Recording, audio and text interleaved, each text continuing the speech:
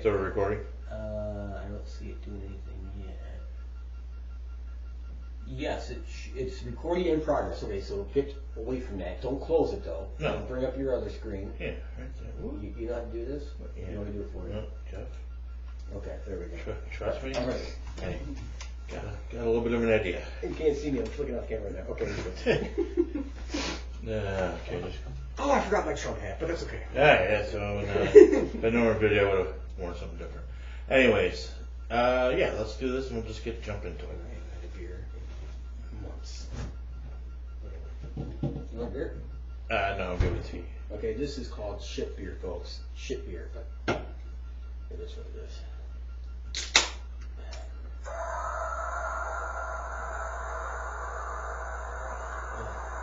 It's always better than Jay.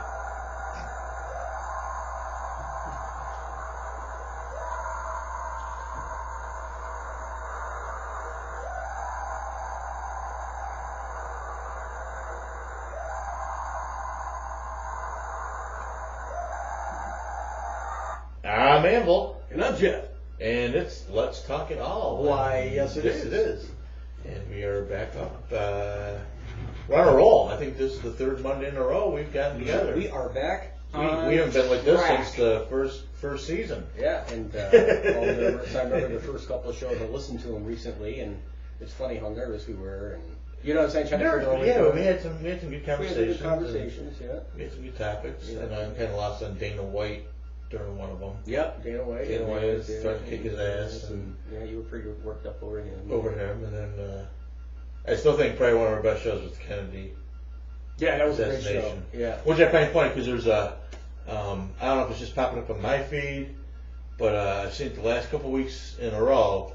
There's been things about how Trump has declassified the Kennedy assassination papers.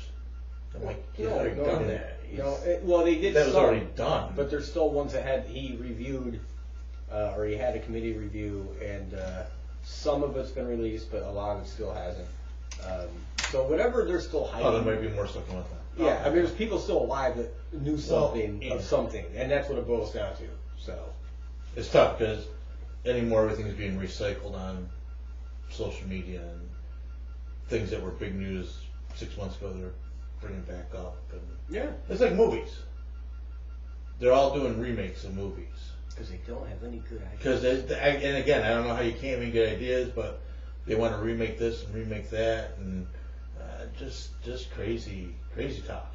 Yeah, I just what's funny? Movies. I just watched The Matrix again yesterday, and I started watching not the latest Godzilla, but the first new Godzilla movie. Right. Which might be on our topic tonight. No, it's next week. Next week I have the Godzilla. Godzilla? Yeah, is Godzilla real? That'll be next week though. King of the Monsters.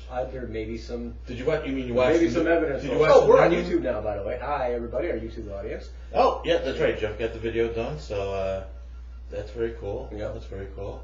It's been a long time since I've used videos, and so I had to remember how to do all this, but I'm pretty sure I got it down. I'll give you the YouTube information for our channel, and you can start uploading to that. So that's something. Yeah. The new Godzilla? Yeah, the brand new one? Yeah, the new. That wasn't too bad. Yeah. Well, I didn't see, now, the King of the Monsters one, I don't think I saw that one yet. I'm talking about the one right before it, the one where Godzilla comes back to life and he takes on the whatever they were, the Predator things, I mean, the story's kind of shitty, to be honest. I mean, it was really kind of make-believe, the guy, the main characters all through the movie entire run, whatever. To me, it was a sucky story, but it's not the brand new Godzilla one. No. I mean, because there was like one or two after the one I'm watching now. Okay. This is Godzilla. This is Godzilla. Okay. So the one line I just watched is Godzilla, King of the Monsters. Yeah, that's the newest one. And it was kind of a kickoff from Kong Skull Island. Okay. At the end, they have. No, don't tell me. I haven't seen it yet. Kong Skull Island. No, I'm not. No, don't tell me what Godzilla. Oh no, I won't. I'm just saying the King Kong movie with him on Skull Island. You get at the end of it, they show cave drawings of these other creatures that basically own the earth. Oh, you mean the King Kong movie? Blah blah. Yeah. I saw that one. The Skull Island with Samuel L. Jackson. Yes, with King Kong. Samuel L. Jackson. The Vietnam it was shot in the Vietnam era. I don't know. Okay. So. There's so many, and they remake this movie all the time. This is right. King Kong, Godzilla, Spider-Man are probably three of the most remade movies. Oh, see, I thought they were in the same movie together. No. Well, that would be kind of funny. There's at least 4 or 5 different incarnations of King Kong. Well, no, I mean, I grew up as a monster. I have a video library of Godzilla movies, literally, in this house. Oh, Alani. I was like king of Alani Godzilla. I mean, I had the dolls and the plastic dolls from Japan, and and anyway, long story short, I mean, like I was that's what we did on Saturdays and Sundays. Mm-hmm. I remember ordering pizza from this place called Angelo's in Appalachian, and we would have these big pizzas, and we would watch on the gigantic 19-inch TV we had, the Godzilla movies, Jeff. I am a Godzilla freak, but I haven't kept up with it. And I mean, the last time I saw a Godzilla movie in the theater was when I went to see. Jesus, when was it? It was Godzilla 1985. Oh my God! Yeah, that was a long time ago. That was a long time ago. So that was 85. 85. That's 35 years ago. Yeah, it was a long time ago. So it was an okay movie. It was okay. Yeah. But that was last time. They used footage from the atomic bomb dropping. Yeah. And that was kind of cool how they mixed that shit together. And in fact, what they did, the original Godzilla, if I remember correctly, did the same thing. I'll have to look back, but it was black and white. That was the premise, that it was in black and white. With all the nuclear bombs and testings so it was really unearthed and I don't know how we got on this mutated. subject. That was supposed to be next week, but it's my fault. Well, that's all right. We'll still get I'm sorry. Anyway, moving on. You don't want this. This sucks ass. Talking about the blue moon to the camera. This is really nasty shit. Better out of the tap. Well, this is not good for your. That's what it was. Blue moon, right? Yeah, I hate it. Yeah. I'm not a fan. Anyways, so a lot of new things going on. Nothing. You got us up on video. That was a nice surprise. Yeah, that's a nice surprise. Just switched over to a new host for the radio part of the program. Yes. That's nice. Just signed us up for a program called Patreon. Patreon. Patreon. Patron. And it's kind of like a crowdfunding type thing. But basically, you become a sponsor. You become a sponsor of whatever it is. I know Alani and I sponsor $25 a month to the Hinsdale House to help keep them up and running and pay for some of the stuff that goes on there. So between you, me, and Alani, we've got 3 podcasts going right now. We got the books going. And I just kind of lumped us all together and put us out there on the Patreon page as a Bloody Hand Media. I like it. And for as little as $1, $1, you can make our dream 4 cents a day. You can feed a starving child. You can feed your starving podcasters in the greater upstate New York area. Yeah, seriously, for $1 you can pledge $1 a month, and that goes right to paying for the hosting costs and website costs and things like that. So, any of you out there who want to get more involved with the show, feel free to join the Patreon page. There's links on the web pages. There are links on the Facebook pages, and join on. Your name will be recorded and will appear on the website as a sponsor, a patron of the program. At certain levels, different cash levels, there'll be different things going on, and the more you give, the more we're going to give you. We have some cool merchandise that we give out. We will try to look for some of it. We will do. Some of it's at work. We'll do some special patron-only content for. We got stickers. We got stickers. You can't we got stickers. We got buttons. Stickers, buttons. Glasses. shot glasses, mugs. Depending on what your contribution level is, it's kind of like the independent PBS kind of donation drive type thing. So again, no one's getting rich on this. No one's wanting to get rich on this. This isn't about us making money. This is just about fun. But you know what? If we can defer some of the costs that go along with doing this, and it's clean year fun. in, year out, it's clean fun. It's not like Catholic priest fun when they touch little boys. This is clean fun. Clean fun. Yeah. So a lot of dirty talk, but it's clean fun. Yeah. No dirty deeds. No dirty. Well, not like the Catholic Church. Not that we're gonna talk about or put it on the YouTube channel.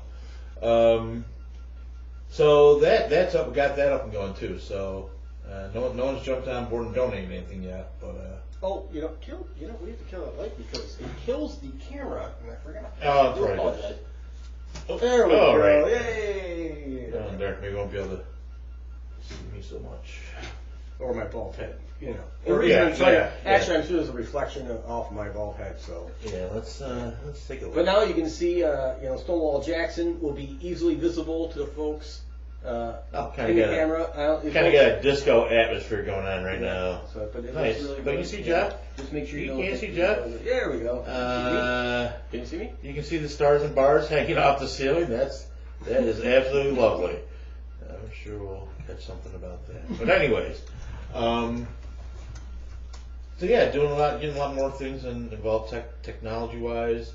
The Facebook thing, the YouTube thing will be fun. It'll be fun doing the videos, and again, at some point, Jeff and I will do some bonus content when we get patrons at that level. It'll be just for people that are contributing, and we'll do stuff special for them. Maybe you get them on. And some of the bonus material stuff in videos is awesome. Porn. I mean, you get the extra. Extra porn, and I always found that stuff fascinating. Fascinating. Good to watch. That would be good. Future shows. Because I wanted to kind of get this out now before I forget. Okay. We just hit the Godzilla thing. We'll talk about that next week. And you need to see Heather before you leave tonight because I need permission to research local escorts. So I figured it'd be kind of cool to do some, kind of like research local escorts on an above the board, complete, no hunky panky. Just research it. Maybe contact one and find out why the hell they do it. I'm curious. Okay. Our listeners may be curious. Okay. Let's figure out escorts. So you need to see Heather tonight so you understand what my web browsing is for. I'm not looking for myself, mind you. Nice. All right.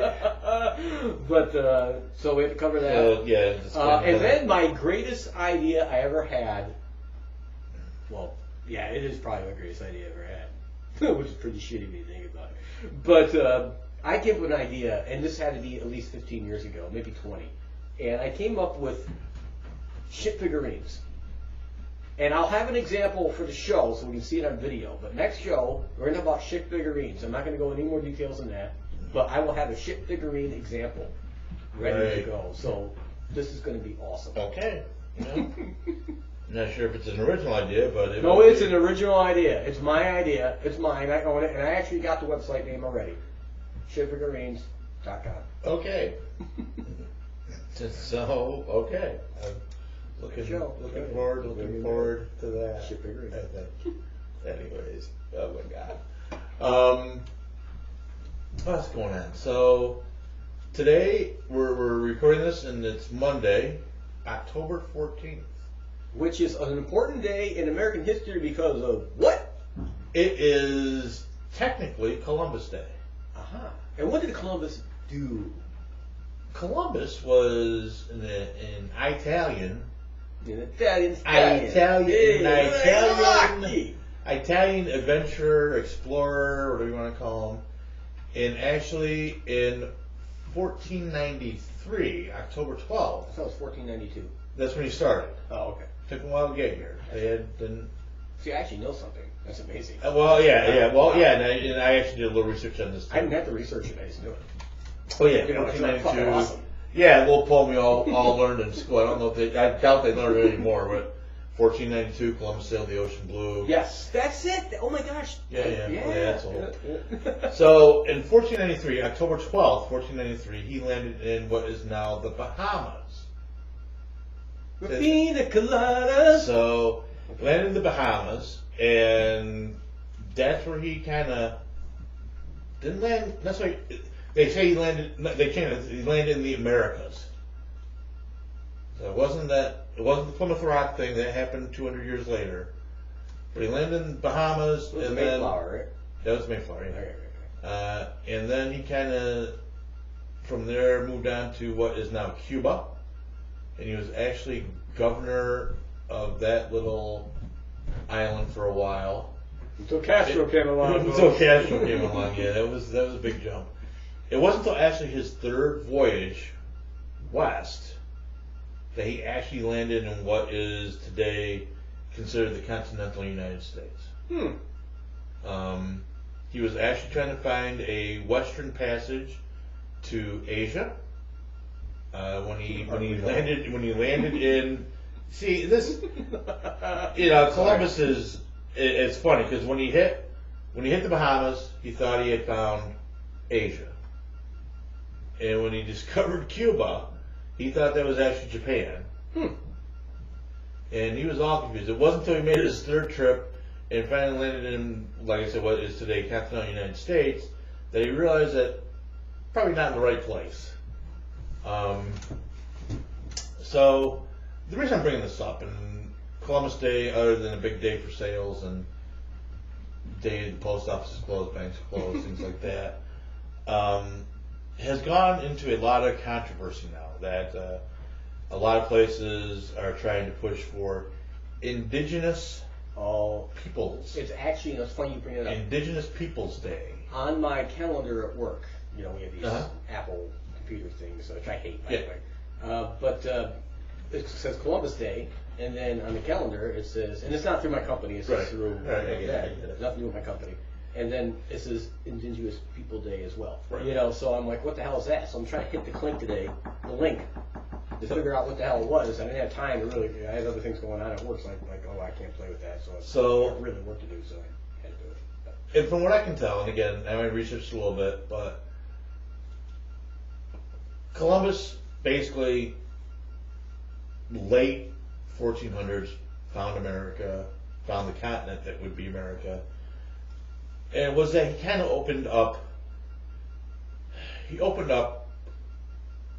this land to the European explorers. I don't think Columbus did all the damage that he's getting blamed for. He might have. But when European explorers started coming, they started bringing things like smallpox and other diseases over, and herpes. Well, yep. Herpes came with them. Probably. Yep, VD, all that shit came. They discovered humanoid people, but they weren't European people, so they were given lesser value. So a lot were taken in as slaves. They were or killed or whatever. Not all of them, but they were given a lesser value, which was the thing that the Europeans. And it's not just European. The Vikings did the same thing. If you weren't a Viking, you were lesser. Right. I can't think of any nation back then that if you were another nation, you were given a higher status than yourself. And people, this is important to remember because I know people. Literally, I know people. This isn't even me exaggerating. I know individuals who love the Vikings. Okay, the myth, the lore of the Vikings. Totally respect it. They're all engulfed in it, enthralled with it, I should say. But at the same time, these same people are far to the left, and the Confederate flagging right there is a sign of racism, according to them. And the entire, any monument that has to do with the Civil War, on the southern side is a symbol of racism. But at the same time, they can celebrate slavery through the Vikings. So, which I don't understand. Speaking of Vikings, Alani and I actually have a friend who's moved into the area that is hardcore Viking heritage. Donald LaFardo. No. Oh, wait a minute. She's No. supposed to serve this area. Yeah, I'm no. sorry. Okay. And it's funny you say that because you would think with that kind of the Viking mentality, he would be a right wing person, and he's not. No. So I've been reluctant to bring him onto the show, but we may want to have that Viking to get the Viking point of view. We just got to be quasi nice to him. He's nice. Hey, I have a lot of friends around the left. He makes a hell of a good mead. I love them just like I love everybody else. He makes a hell of a good mead. Yeah. He's a hell of a partier. Nice guy. I just know that we do not see eye to eye politically. But are you to the right, though? That's the question. I'm not to the right. I don't think I am, anyway. I agree with some of the social issues that Democrats bring up. I most certainly do. I was a Democrat at one time. I'm a libertarian, if anything. So I'm like that evil mixture of the two. My leftist friends think I'm a hardcore Republican, and my hardcore Republicans think I'm a leftist. I am probably, if anything, a Reagan Republican. Okay, so you're a little more to the right. I could be maybe even a JFK. You're a libertarian. JFK was the first libertarian. Well, I kid you not. John Kennedy was not a Democrat. He was not a Republican. He was a libertarian. So I don't. And I think we know this. I don't particularly care about either party at this point. I would rather have our own thing. This shit's all gonna collapse. Freedom United Party, people. FU. The FU Party. The FU Party. Freedom United. Freedom United. Buffalo is our mascot. Yeah. Buffalo. And speaking of Vikings. FU Party.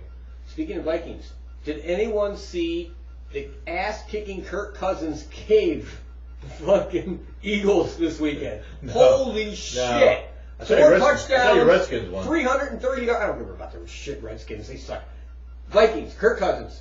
Everyone's saying, oh, he's got to go. 2 weeks ago, everyone's like, get rid of him, get rid of him, get rid of him. He's got to go, get rid of him. He's horrible. When Captain Kirk comes through, 330 yards, 4 touchdowns, just shredded the Eagles. Shredded. One play should have been a touchdown, whether they got it bad. It would have been 5 touchdowns regardless. It would have been 42. It was 38-20. It was a complete shredding of the Eagles. Destroyed them. Completely obliterated the Eagles. I loved every minute of it personally. As for the Redskins, I said this before, and I said this at least last year when we started the show. I said the Redskins will never change as long as Dan Snyder is the owner. Yes. Dan Snyder will be the owner for many years until he dies. When he dies, a new owner will come in and clean house from top to bottom. Then you will have a good team once again. I grew up as a Redskins fan since the 3rd or 4th grade, but I've gotten to the point I literally cannot watch them anymore. And I don't want to keep repeating myself, but now I follow the Vikings because I have somewhat respect for that, not for the players. I think they're all good people, but I respect ownership who treats their players and their fans in a decent human way. Does that make sense? Yeah. Okay. So. Yeah. Yeah. No, I in my younger days I liked the Vikings, but like when I followed football, I was back in the early 70s. Holy shit, he's old, folks. Frank Tarkington, sign language, and all the thanks, and all of them. Speaking of football, old day football. When they could still tackle. When they weren't multimillionaires, they were playing for peanuts. Yeah, by today's standard, definitely. Watched a program. Lonnie found it on Netflix called The Masked Singer. I don't know if you've seen this. Oh, God. Have you seen this? We're going to talk about that kind of shit tonight. That's funny you should bring it up. The Masked Singer? No, I saw the previews for it. I refuse to watch that shit. Well, and we went in with a very jaundiced eye to watch it too. But we binged it. We binged the first season. It was funny because one of them, okay. And I would say Lonnie and I got like 60% right. But the one singer, and we got it at the very end, he was the deer. And basically the premise of the show is that you've got actors, athletes, singers, homeless people that work for food, whatever it is. and they put them in these elaborate costumes, and they sing and dance and do whatever, and the goal is to try to guess who they are. It's a competition. As long as you stay in the competition, you don't get unmasked, but if you get kicked off, you got to show who you are and stuff. So the deer was actually Terry Bradshaw. And it was funny. It was just funny because at the end, what gave him away from me is that he was talking. They disguised their voices like with a voice changer. Who was he quarterback for? He was quarterback for the Steelers. That's right, Pittsburgh Steelers. And they tried to disguise their voices and stuff, and he laughed. And as soon as he laughed, you knew who it was. I knew who it was. Yeah. And one of the judges said he knew because of the way he laughed, because he kind of bucks his shoulders. Yeah. So he nailed it, and we got him. And but it was just funny to see Terry Bradshaw doing this. He wasn't bad. He did some country stuff. He did some other songs. See, shows like this remind me of Dances with the Stars. Yeah, no, I don't do Dances with the Stars. My four-time heavyweight, only four-time heavyweight champion, Evander Holyfield, was on Dancing with the Stars. And I remember watching it, and it was the only time I watched him like this is the epitome of please give me money. I mean, it was just ridiculous. I mean, it was sad. It was sad to watch the only four-time heavyweight champion in history of boxing be on Dancing with the Stars. I lost a lot of respect for Mr. Evander. I understand you need money, you bankrupt, I get it, but still, you made $500 million in your life and you fucking blew it, you dummy. I mean, seriously, come on. I know, I get it. Jesus. $500 million. Terry Bradshaw, because he's the deer, and he's got this like big, like Viking leather fur coat, and for like the deer head, it's this giant leather kind of gas mask thing. He's got these huge antlers. And he kept whacking the MC with the antlers. It was too fun. And you knew he was doing it on purpose. Like the MC be talking, you just go whack. So, I don't know, we kind of watched that. I just got into football. Well, that's good you kind of pivoted to that, because one of the subjects I want to talk about was TV. And these reality shows and regular programming, whether it be, all like, whatever it be, Star Trek. Okay, we're Star Trek fans. We are. And I hate to admit it, but I am.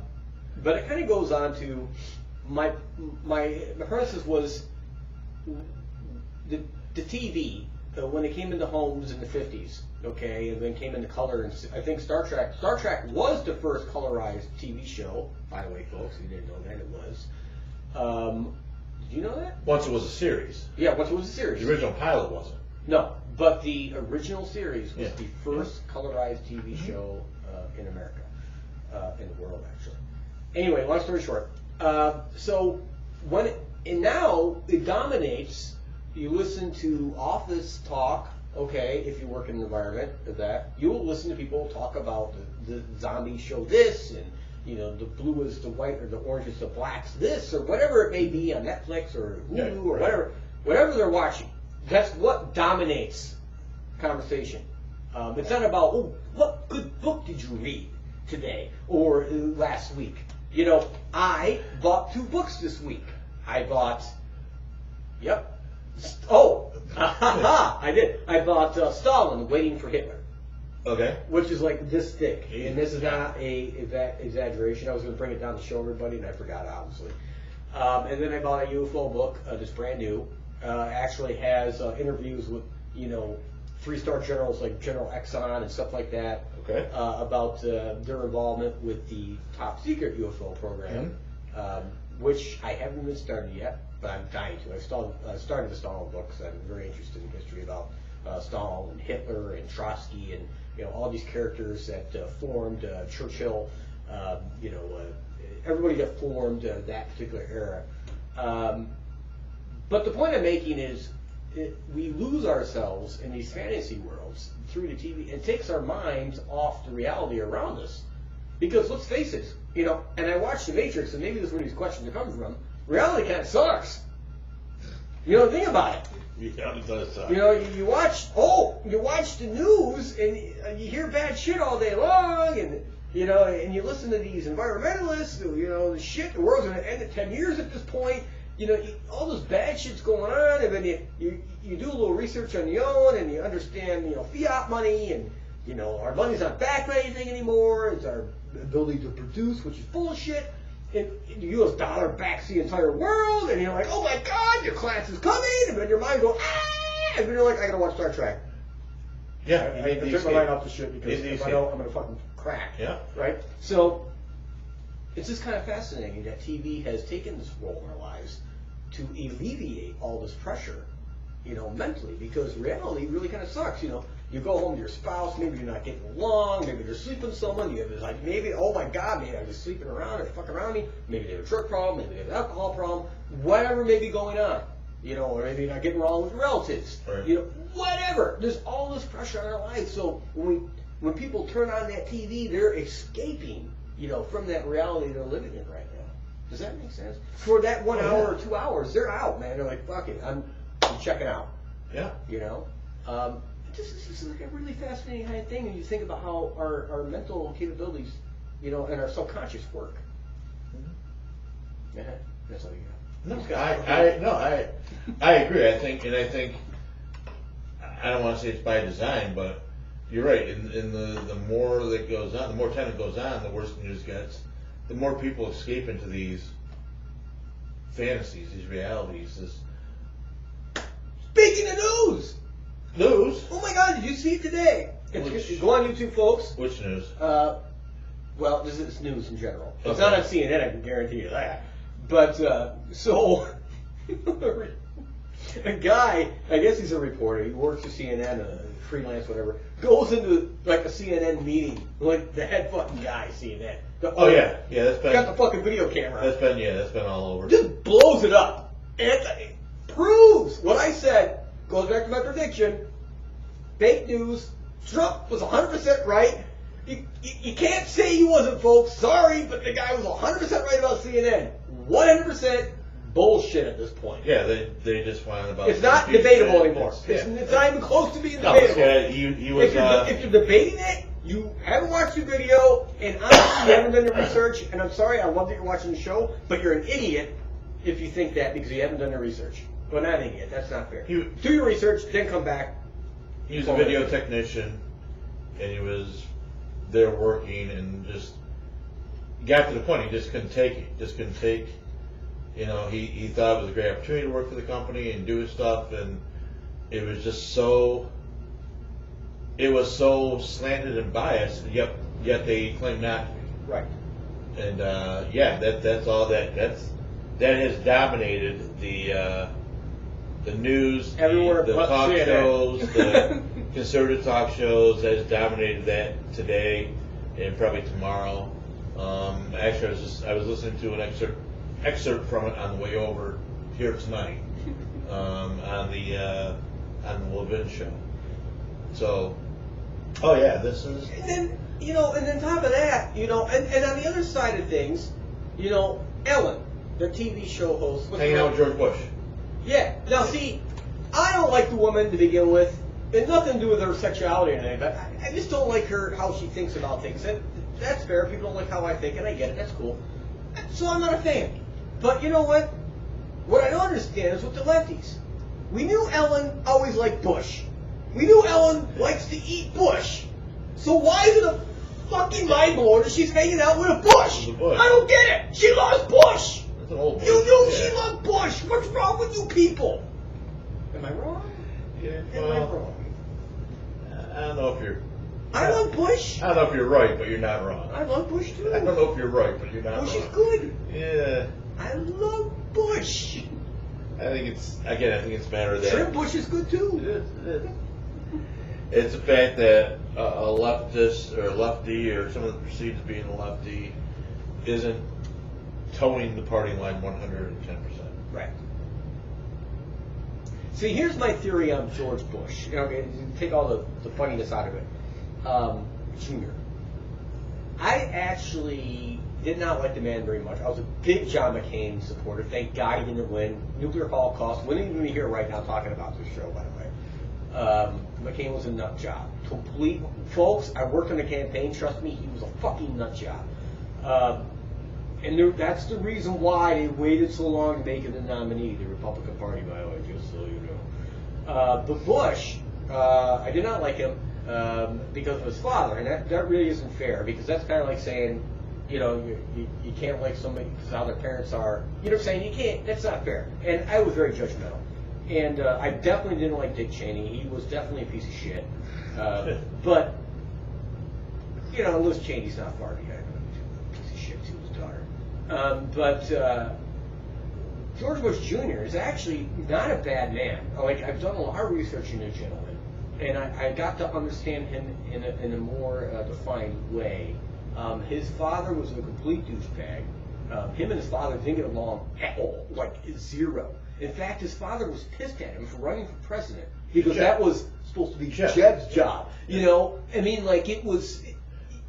When you research it, you're like, holy shit, this guy was amazing for all the shit he had to put up with. Oh, yeah. Okay, granted, he was a cokehead back in the 70s. I get it. Yeah, I understand that. And we all make big fucking mistakes. So if you're sitting there going, oh, I never made a mistake in my life, fuck you. Yes, you have. Everybody has. You know, some worse than others. I get it, but you know, you can't judge shit. No. You know, you just can't do that. But to be fair to the man, he's a very good man in a lot of ways, and I would not be shocked. I don't know, I want to make a prediction on this one. I would not be shocked if Bush, towards the later end of his life, doesn't drop the bomb about his dad and his father's association with the assassination of John F. Kennedy. I wouldn't be shocked. I can see that. Because Jeb didn't know until the funeral, or shortly after. You know, so I'm just telling you folks, I wouldn't be shocked if it didn't happen. There you go. Yeah, I can see that. I don't know, we got a Bush. Yeah. All right, back to indigenous people. Indigenous people. I think that's where we took a huge portion of the road. Yeah. So the whole thing now is they're really bushy. Indigenous People Day. Start using this thing again. What's the laughing sound? Yeah, there we go. A little late. So they're out vandalizing Columbus statues, and so Columbus Day. I guess initially it started out with him landing in the Americas, not so much America, but Americas. And then it kind of morphed into a holiday for the Italian Americans to kind of call their own. You got St. Patrick's Day for the Irish, a lot of drinking, a lot of potatoes, a lot of cabbage, a lot of corned beef. What's my Jew Day? What's my Jew Day? Jew Day. Yeah. You got 7 of them. You got a bunch of them. Yeah, but it's not really recognized. Let's be honest. I don't know. Yeah, Christmas is recognized. Birth Jesus. And I'm Christian, so I play both sides of the field on this one. Yeah, and Kempers, all this other stuff. I think SUNY Binghamton's just done for the whole freaking month to cover all the Jewish and Christian holidays going on in December. They just call it winter break now, but whatever. But you know what's funny? Quickly, so it's Columbus Day, right? So the local schools are closed today. Yeah. Fucking Muslim schools closed too. You know. And like, what the fuck? They try to. They're over there talking about making bombs and killing people and shit and blowing up, you know, the infidels. Okay, I'm exaggerating. They're not doing that. Maybe. But the point of being is like they do like the black. They don't want to conform to our established society. They want to have their own communities, their own police force, their own Sharia law, whatever the fuck it's called. They want to go all that route, all right? But they're gonna take the day off for fucking Columbus Day. Are you fucking kidding me right now? I think the federal holiday. Is it? It's a federal holiday. Well, no, I knew that it was federal. Well, I don't know how their school's affiliated or funded or whatever, but I think if they take any kind of federal money, they've got to abide by the federal. It's interesting. I wonder if Catholic schools are closed today too, because they take federal money. I think they definitely would be. That's only Columbus and Catholicism. So every kid was kind of tied in together. Knights of Columbus and all that stuff. Plus Columbus, Italian, fucking Rome. And so indigenous people. First of all, I find it ironic that instead of just coming up with a separate day for indigenous people, they take over Columbus Day. They culturally acquire the Italian holiday for their own. Because isn't that the big complaint that we cultural, what do they call it? Cultural appropriation. Cultural appropriation. So they appropriate the Italian holiday for their own. I would think they would pick, like, if they wanted to really get into the day that their people suffered, whenever the Trail of Tears started, when basically Andrew Jackson or Abraham Lincoln or one of them marched them to death. It wasn't Abraham. Well, that must have been Jackson. Lincoln had something to do with it because he didn't like Indians. Lincoln was fucking dead already. Not the Trail of Tears. Trail of Tears. Trail of Tears. Give it up. Didn't the Trail of Tears happen after the Civil War? It did. Lincoln was fucking dead, buddy.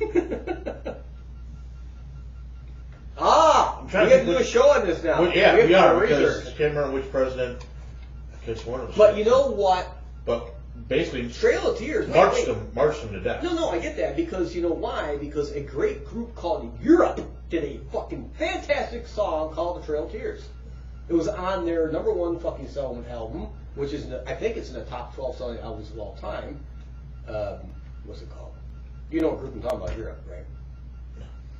Are Beatles. You fucking kidding me right now? The Beatles? Folks, I'm not, folks, he doesn't.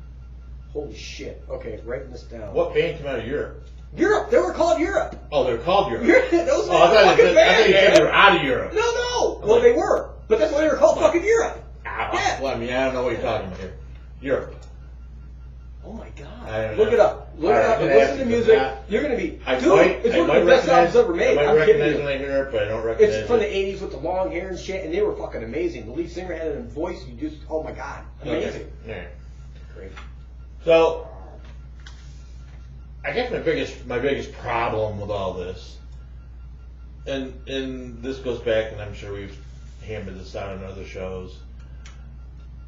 Everyone, it annoys me when we stand here today, look over our shoulders at our past, and we're both sitting because you can see us on YouTube now, and we look over our shoulders and say, "Oh, we should never have done that. We're horrible people."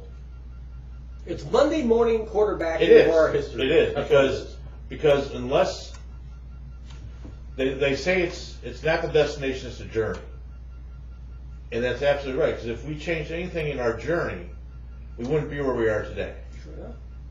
If they hadn't decided, hey, let's get rid of all these troublemakers with their religion, the Puritans and stuff, and send their ass over to hang out with the Indians, we'd still be in Europe.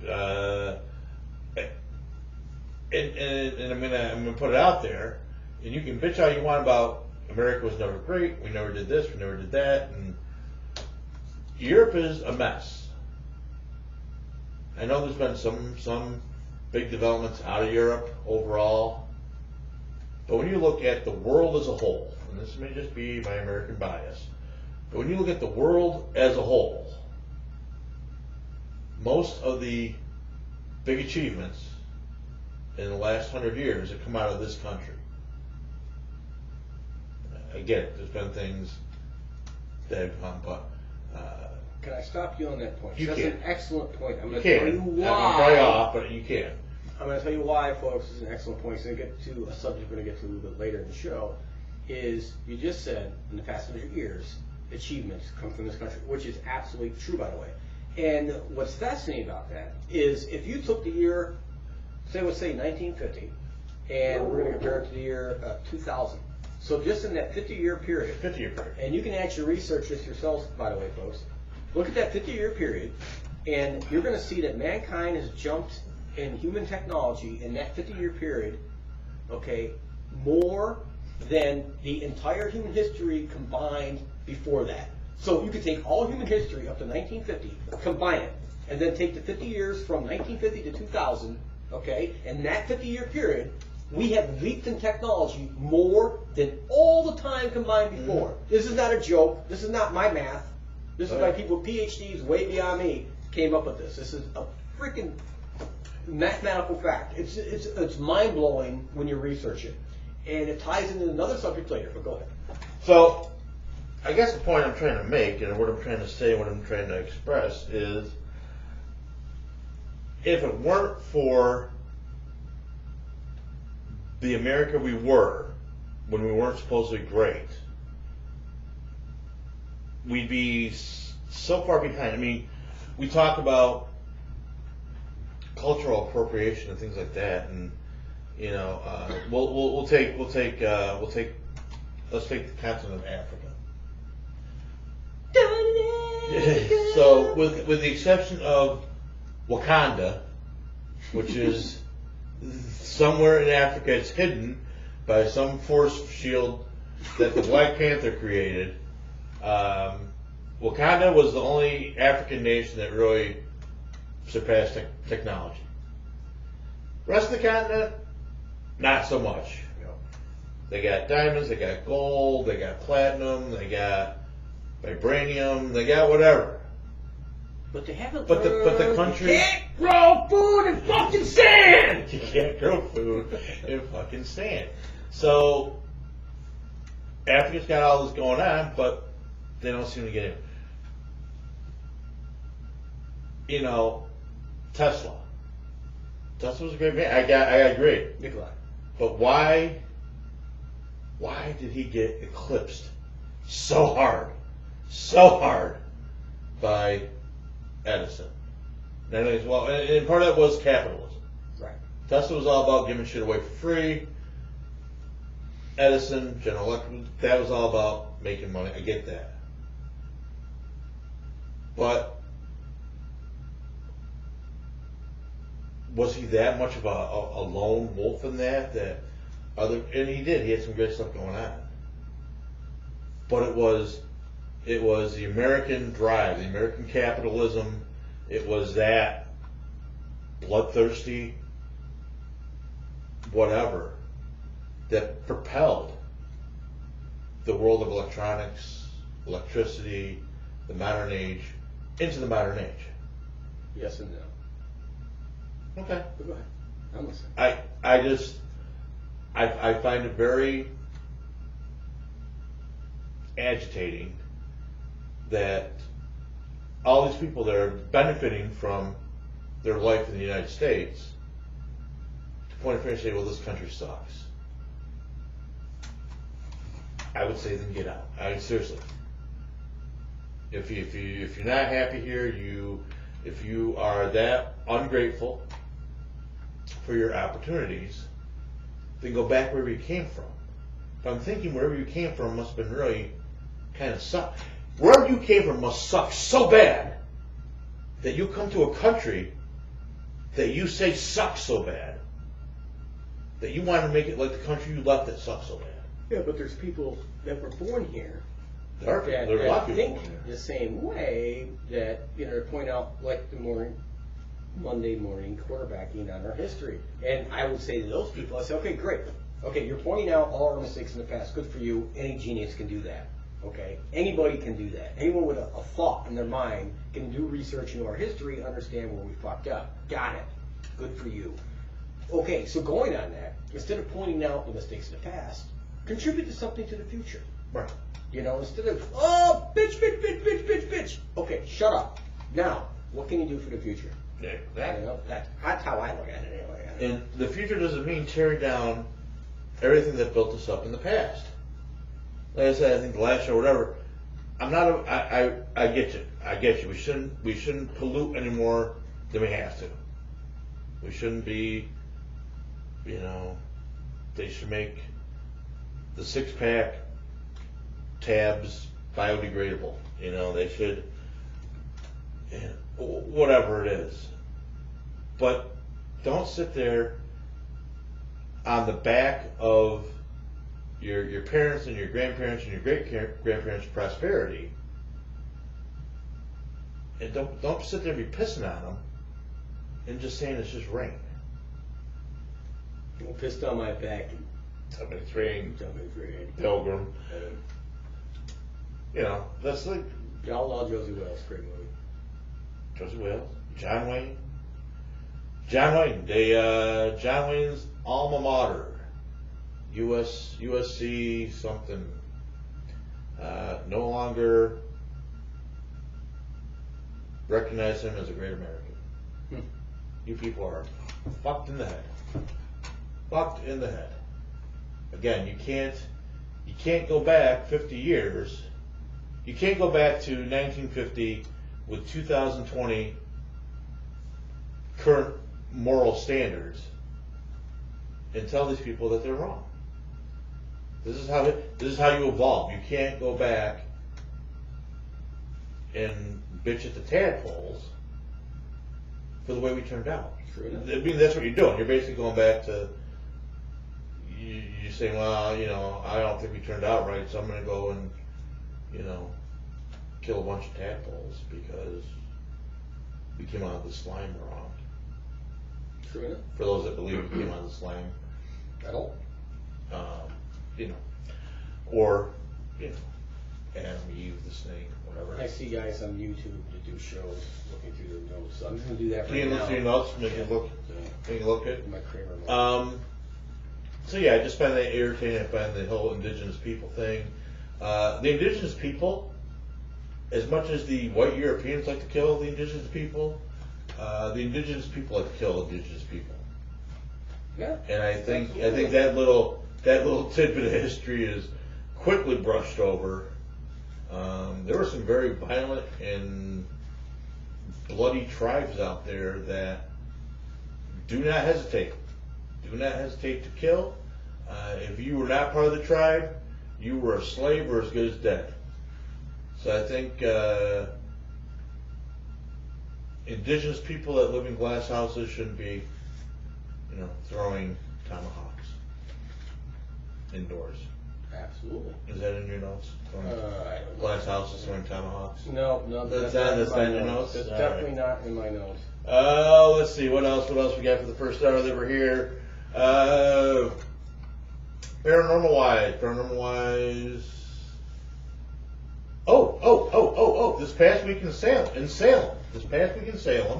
there was a big kind of Salem Con witch convention type thing. They actually built the world's largest Ouija board. And actually were recognized by Ripley's and Guinness and whoever. Guinness, has that the beer? Guinness World Records? Yes. Guinness Beer? Guinness Beer. Guinness Beer and World Records recognize them as having constructed the largest Ouija board in the world. Yeah. I thought that was kind of fun. I know Dan in the Hinsdale House helped sponsor that project. There's some other people. We met Dan, nice guy. And yeah, this thing was huge.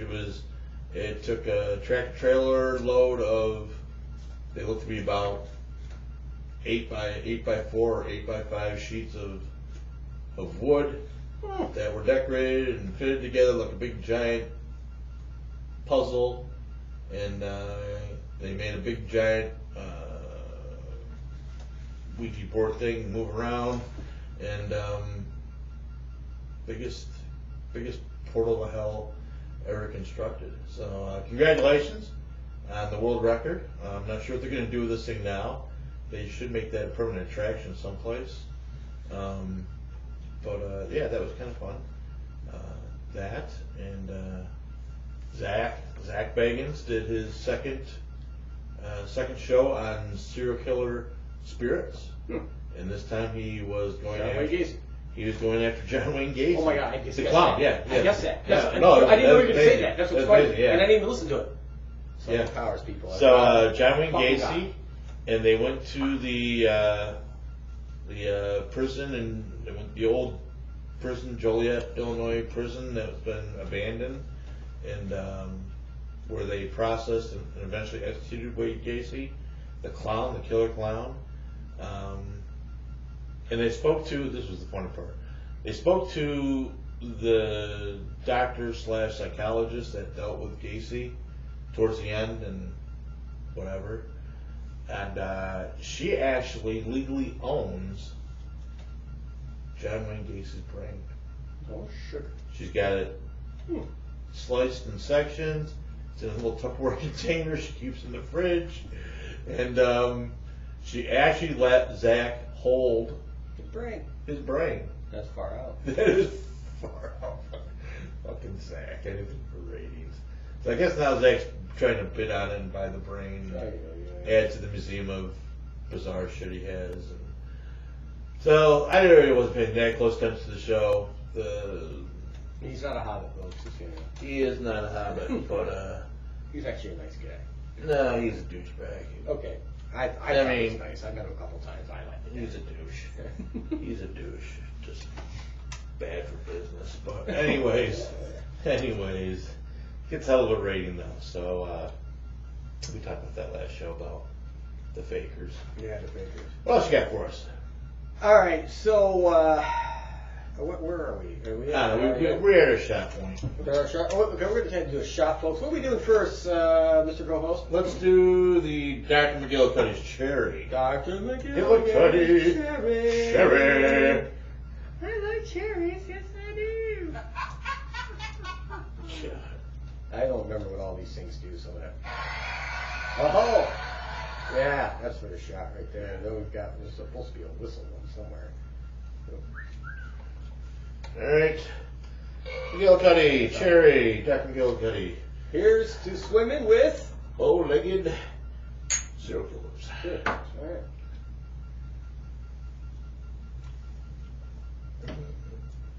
That was okay. That was alright. That's right. That's alright. That have to be a good mix with something. You know, like cranberry juice or some shit or 7-Up. That was not bad, folks. I thought 7-Up cranberry juice might be really tart. Well, I like stuff like that. Yeah, that's alright. Alright, so that's good. Alright. So that's good. So alright, so going off of that, Earth changes. Bunk, news, real, or a mixture. I need to guess. Well, I'm just like a guessing contest? Well, no. It's saying, like, you know. So, guessing contest. And my premises on this is, okay, so we have CNN, and NBC, whatever, all the alphabet soups, and Fox, and, you know, now we have YouTube news, and all kinds of shit. Right. So you hear about Earth changes all over the place. You know, we're killing the planet, people are going to die in 10 years, 12 years, it's the end of everything, and we start killing our babies, and eat them, and do crazy shit.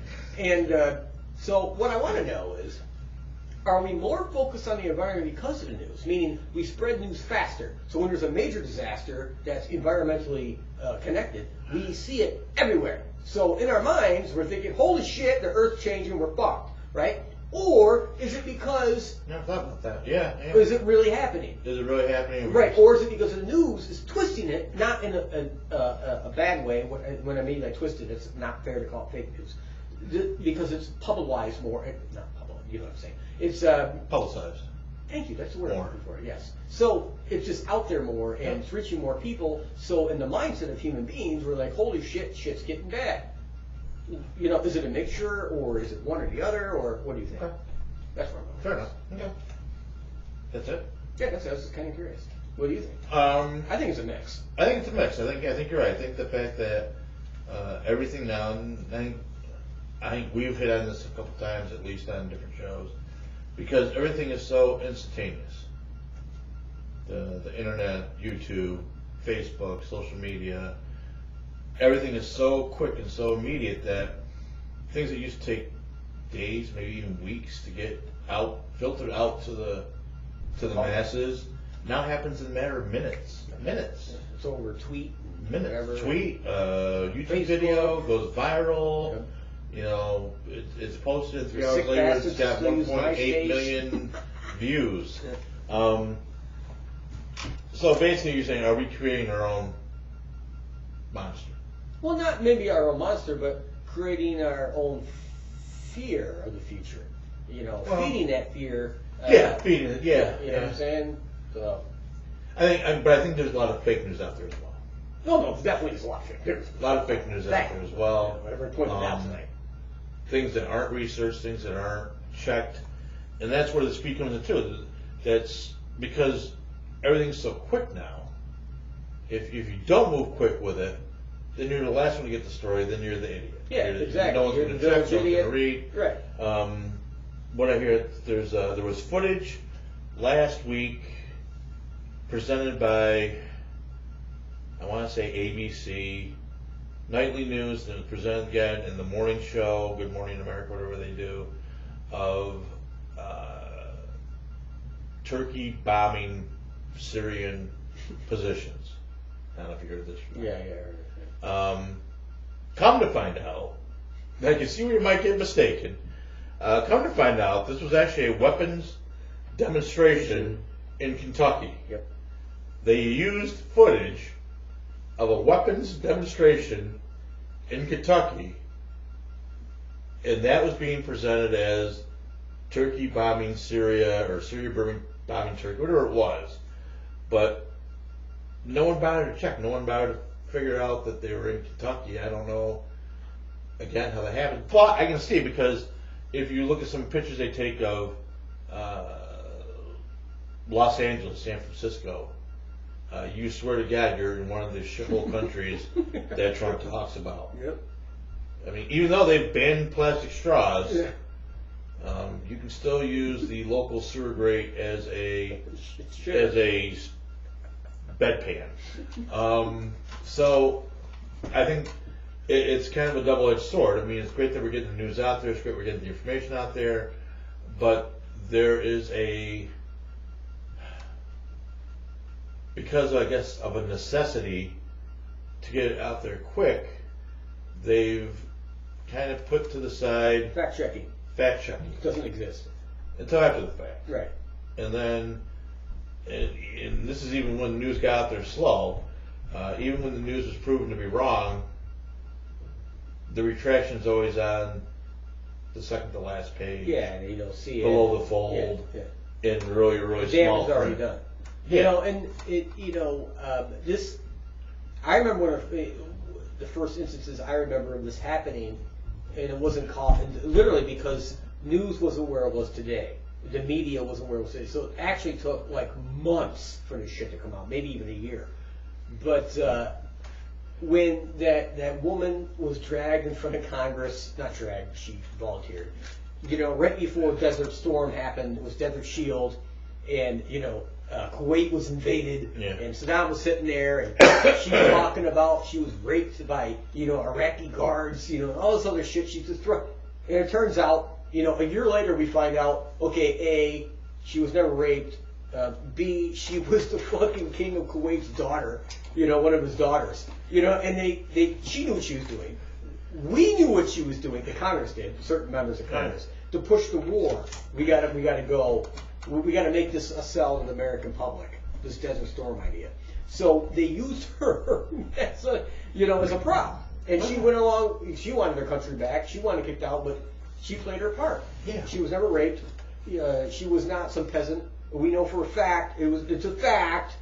She was one of the king's daughters. He has hundreds of them because he's a harem. In the little things like they don't tell you, like the king of Kuwait. We restored them to power. This sick bastard. Marries. I can't remember the exact number right now, so I'm going to paraphrase just a little bit. But I'm going to say at least 5 new wives a year, and they're all the age of at least. The cutoff age, I think, is 13. So 13 and above. And this is a sick bastard, this royal family put in the back of the power of Kuwait.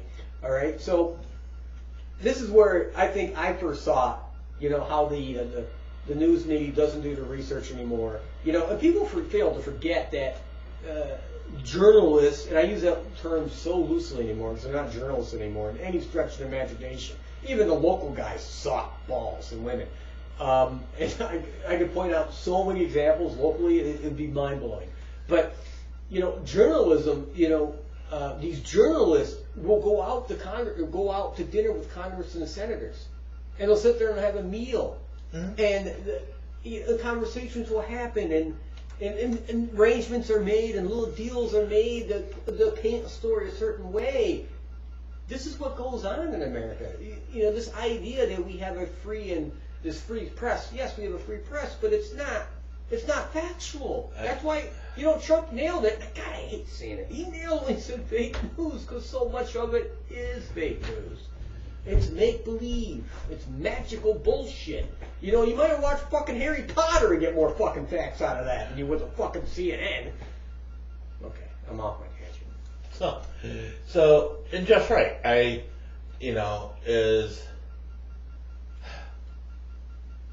As much as assault weapons are the plague on the Second Amendment, I think current journalism is a plague on the First Amendment.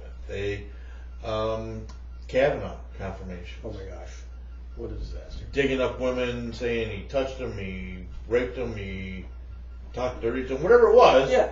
And then later, after he's confirmed, she goes, "Oh, I was mistaken. Yeah, you missed that story, didn't you? It was on page, 26. Yeah, missed it. She admitted she fucked up." Yeah. Stormy Daniels. Another great For example. what? A year? Yep. At least a year? Yep. Up and down. Had a lawyer. Had an affair with the president. Did this, did that, did that. After it's all said and done, after she loses a court battle, never happened. After she has to pay the president's legal fees, never happened. Comes on and says it never happened. Never happened. Never happened. Now, go back. Was there a side deal on the never happened, saying, hey, you know what, Stormy, just come out and say it never happened, and I'll waive the legal fees, whatever it is. Wasn't there a woman named Linda Tripp?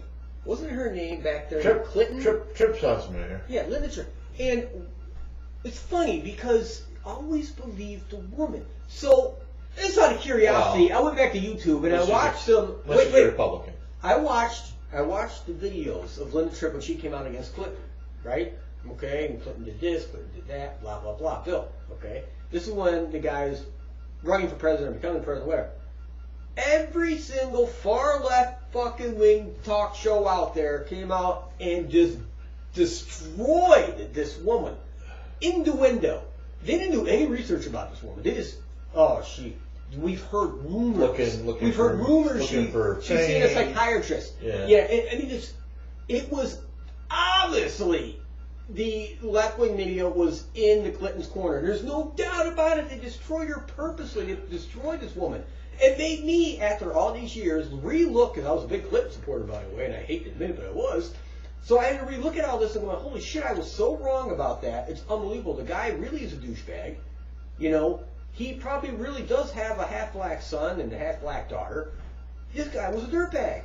Literally at the top of the heap of dirtbags, Bill Clinton had John F. Kennedy beat when it came to women, hands fucking down. Bill Clinton was a terrible man in a lot of ways. Yeah. And Hillary, to be fair, is just as bad because she covered up for him. She knew what her husband was doing. She's no dummy. Bill Clinton said about his own wife, she's had more pussy than me. Come on. Well, obviously we don't have to go as far back as Clinton. What about this? Was it Virginia governor? Oh my gosh, yes. Virginia governor with the blackface? Yeah. Well, the lieutenant governor was accused of sexual harassment, right. And the governor was with the blackface pictures all over. And all that just died away. Yeah. Just died away. The Democrats. Just died away. Poof. Just died away. But Virginia's gone now. It's gone to Republicans in the next election, by the way. Bill Cosby.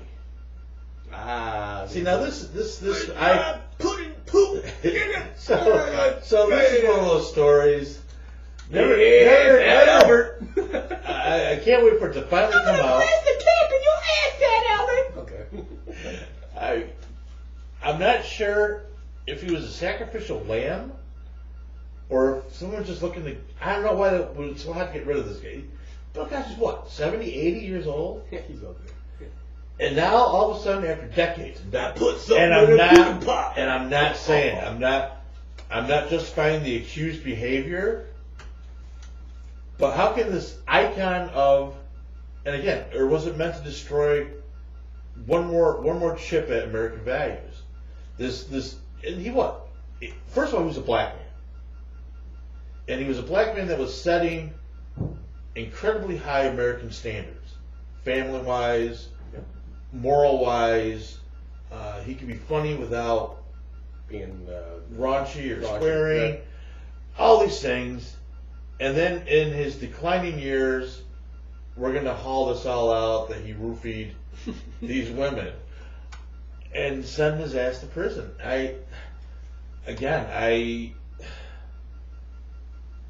If that behavior is accurate, I in no way condone it. But I guarantee you, he is not alone in that behavior in the Hollywood scene.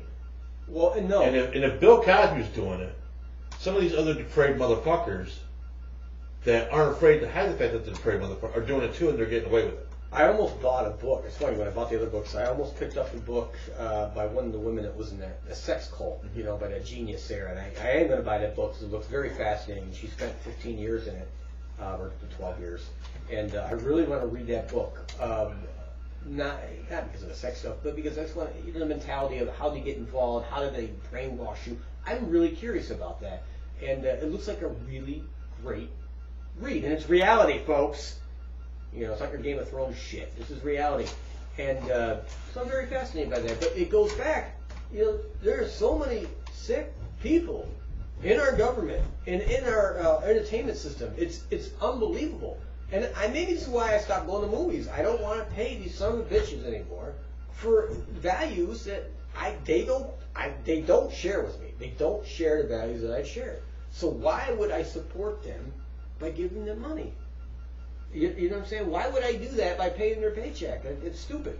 It's like these Emmys awards. I understand it. You get to be famous. You get to be in movies. You make millions and millions of dollars. You do endorsements, make millions and more for that. And then you get a special award every year. Hey, here's this. Good for you. And thank you. Thank you to my promoter and this person and that person. What the fuck is wrong with us? We're giving out awards for these people to be assholes and make millions of dollars. I don't understand. I just don't understand. All right, let's move on. New York State. New York State. Oh, this is a great show. So, I read a book 20 years ago. It's called Night Siege. And it's about the UFO sightings over the Hudson Valley region of New York and neighboring states. In a small time frame, we're talking 10 years. It might actually be 7. There was over, where is it? I wrote the number down. 7,000 reported sightings of this craft. This craft was triangle, and by every description, it was either 2 football fields in size or bigger than an aircraft carrier. That's what you hear every time. There's no deviation from this, right? And it was witnessed, again, reported 7,000. Now, the reason I say 7,000 is because it kind of goes back to what the established UFO researchers say today, is that for every UFO report you see, there's 10 that go unreported. Right. I think the number is way higher than that. I do too. In my own personal experience, I've talked to so many people who would never, ever tell people what they saw, but when they find out I do that kind of stuff, they tell me. Yep. My number is anywhere from 20 to 50. And 20 is very conservative in my number. But I'm going to go with the 10. The 10 that's kind of universally accepted. Okay. So that puts the sighting at, total unreported, at least 80,000 people saw this fucking thing, right? In a 5-year period, or 7-year period. Now, we're not just talking about your garbage guy taking out the garbage in the morning, pick up the garbage. We're talking about, bona fide engineers, nuclear test facilities. We're talking about doctors. We're talking about nurses. We're talking about people within government. We get every facet of human society and saw this thing in these reports, every single one. And some of these were mass sightings. And this is where I know the numbers all fucked up, right? So you have 3 people on the Brooklyn Bridge, seeing this gigantic craft. And all the traffic on the bridge is stopped. Everybody's out of the car watching it. But 3 people out of the hundreds of people on that bridge are the only 3 that reported it. Yeah. So we know the number is extremely high that more people saw this. So this gigantic craft over New York State, and people see it. I talk to witnesses. I know people who saw this thing. Personally, I know them. I worked with these folks, right? Because it was everywhere. It was in our area even at this time frame. And I'm going to tell you a story in 1 minute about one of the reports I got. But this triangle craft is the exact same thing they saw out west. Remember? Mm-hmm. It took 10 months. Right. But eventually it made into the national news. Mm-hmm. Oh, 50,000 people saw this thing, and the military's denying everything, and there's videos of it over the internet now. Okay, the governor at the time saw the fucking thing. Gary something. I remember his last name now. He came out. He was a fucking Air Force pilot. All right, the guy has experience. He's seen this fucking thing. He goes whatever. And he said after he's out of office, he went on the video and he saw it. He said, because he didn't want to see it when he was in office. He didn't want to fucking freak people out. But after he's out of office, he said, you know what? What I saw that night was beyond human technology. It was from somewhere else. He plain out said that. All right. He is a fucking former Air Force pilot. The guy knows what the fuck he's talking about. Okay. And that's just one of many. But this trap was huge. And there was a person in the first Sasquatch presentation I gave for your group. There was a gentleman who saw the crack. He was in there. He was in the area at the time. He actually saw that crack. I don't know if you remember. He talked about it. Right. And he saw it. And I remember, if I think correctly, he said it was like 2 big, football fields at least. It was huge. And personal story. So I'm working with this guy. At this time, I'm 19 years old. Okay. And anyway, I was big in UFOs at the time. And, we were sitting down, we're working, and he was kind of like the supervisor, so it was cool. But I got talking about UFOs. I'm like, oh yeah, I've been in this subject for years. And he goes, can I tell you something? He goes, yeah. I go, yeah, of course. He goes, I'm going to tell you something I never told anybody else before. And I'm all right, no, I'll keep it between us. We'll call him Charlie. So Charlie, at the time, had a big plot of land out in Norwich. And they had a big trailer, him and his wife, on this land. And they were building a house. And Charlie was in, drinking a beer, watching some TV show. His wife was outside, hanging the clothes on the line. And it was about 6 o'clock at night. And he starts screaming, Charlie, come outside, Charlie. And he's like, and he goes, I remember getting up going, God damn it, what the hell does she want now? And he gets up and he walks out. And it's supposed to be like, it's getting to be dusk a little because later in the summer, it's like, September. But it's not supposed to be dark yet. And it's dark. I mean, like the sky's just black. There's no stars. And he's looking up, and she's just like standing out there. Her mouth is wide open. She's looking up, and he sees this thing, and he's just watching. He's looking at it. He can finally see the sky, and he looks down, and you see the sky far off. Mm-hmm. And he goes, this thing was huge. He goes, 2, 3, 4 football fields, gigantic, triangle shape, the lights hanging off the fucking thing, just hovering there, making no noise whatsoever. Nothing. And this floated over, and the shadow was huge. After we went by, you see where the shadow was. And that changed that gentleman and his wife's mind, obviously, that, everything they were taught to believe before has been completely shattered. Because they know that's not ours. They can see the level of technology. They're not idiots. They're good folk, but they're not idiots. Right. So that book's about that. So if you want to read a great book, it's called Night Siege. You can still buy it brand new, or you can get it on Amazon for used. I think it was like $9.99 or some shit like that. But excellent documentation, excellent witness interviews. I've read it many times myself. It's a great book. I wanted to go back to Roswell and rehash that a little bit. Because we talked about that in one show, and I remember I was really pissed off. It was another radio show, whatever at the time, that's no longer out there. I think it was called Let's Talk Ghosts or something. It was after we left. And they did a show about UFOs, and Roswell was the first thing they started off with. And, one of the co-hosts, really didn't know what the hell they were talking about. And to be honest, the host really didn't do their research either. And the co-host was kind of saying, well, there's a lot of innuendo, and not a lot of evidence, and the stories conflict, and all this other jazz. And if it was a UFO cover-up, it could never be kept. And I remember so pissed off listening to the show. I'm like, the misconception in this country that a secret can't be kept is beyond belief. The Manhattan Project. There was 150,000 people working on that. People don't realize that. Not just the United States, but Britain too. Yeah. Between the two countries, over 150,000 people. There was over 27 designated locations working on the technology for this. It was a gigantic project over many years, and not a peep of it was leaked. Sure, the Russians knew about it because they had spies, but the rest of the world didn't fucking know. You know what I'm saying? Nobody knew. So this idea that you cannot keep a secret is fucking ridiculous in this country. It's ridiculous.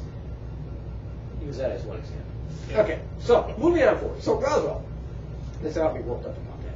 You know, people fail to realize that Roswell, New Mexico in 1947, and this kind of ties back into our technology week in a little while, was the 509th Atomic Bombing Wing. That's where they were stationed. Okay, for people who don't know, the 509th is the only atomic bombing wing in the world at the time. The 509th is the group that dropped Fat Man and Little Boy. Fat Man and Little Boy. Okay, they were the only, that's it. This is the crack group. The same people, 509. Okay? They're stationed in Roswell. They're the ones who dropped the atomic bomb. This little fighter group, this bombing group, 509. It's the most top secret motherfucking bomber wing we have in the world at the time. It's the atomic motherfucking bomb, people. Okay? So the intelligence officer, Jesse Marcel, goes out in the fucking field and finds debris, and the shit, you know, they can bend it and it folds right back. They can't burn the shit. It's lighter than the fucking feather. Blah blah blah. And it's, you know, spread out over miles, right? So, and they got these I-beams, you know, all this weird fucking, you know, symbols on it. It's not Egyptian, it's not Chinese, you know, it's not Russian, you know what the fuck this shit is, right? So they put on a story they recovered pieces of a crashed disc. And there was a second crash. It was a second miles away where they found the main body of the thing, right? And there was 3 or 4 aliens or EVs or whatever the fuck you want to call them that were recovered. So this story goes out, goes all over the world, right? Within hours, there is a prompt that comes across, I want to call it fax at the time, I'm not sure the terminology, but it comes across the wire basically saying, stop the story, no further information allowed, blah, blah, this is fact, this is not hearsay, we know this is documented. I hear you. And they stop the story cold. So then, it goes to, you know what it was? It was a weather balloon, you know, and they put pictures out there. So you got Marcel, he's down on one knee, you know, he's looking at the footage, he's showing up to the camera. You've got, you know, I think it's not Roger LeMay. Is it Roger LeMay? I can't remember which general it was. It was LeMay or it was somebody else. I'm pretty sure it was General LeMay. LeMay might have been in later. He might have went to told the one. Jeez, I don't remember anymore. It's been so long. Yeah, what was the next one? Rainey. General Rainey. So he's on the ground with Marcel, and you know they're looking at this weather balloon, which really is a weather balloon at the time. The footage they brought out, and but there's a paper in the journal's hand, okay, and there's photographs coming down at an angle, so you can kind of make out if you were able to blow it up enough what it says. At that time, that technology didn't exist, and of course, journalists back then just took the government's, it's a weather balloon, we're done, hands off, done. No one even attempted to blow it up, as far as I know. And it wasn't until about 15 years ago someone said, hey, we've got these negatives, let's blow them up. Yeah. And they did. So one of these negatives show that in the journal's hand, at that photo op with the balloon, it says, you know, crash at Roswell, disc-shaped object, and talks about recovered bodies. Okay, so A, we know it was a disc, because it says it right in the form in his fucking hand. We know it recovered bodies, because again, it says it right in the form in his hand. We know the records were being flown to Wright-Patterson Air Force Base, because it's in the document in his hand. So we know for a fact now that the footage shown of the weather balloon is 100% false, okay? And we know there was a disc. We know those bodies recovered, and we know it was all flown to Wright-Patterson Air Force Base. I think it was in Ohio at the time, if I remember correctly. So we know that's all fact now, okay? Because the document is here. Okay, so then we move on. So then we go to what happens immediately after. Again, this is 1947. This is July. Within 3 months, you have the National Security Act. Actually, the next month, it was August. I think it was August 20th to 21st. Truman signs the National Security Act, which allows the formation of the CIA and the NSA. which were formed. The CIA was formed first, I think it was in September, so it was like a month after the fact, 2 months after Roswell. And then the NSA was shortly after. And that's when the secret really became a secret of what it is today.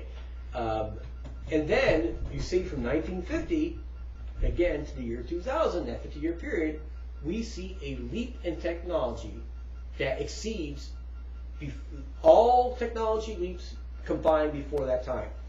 It coincides exactly with the crash at Roswell.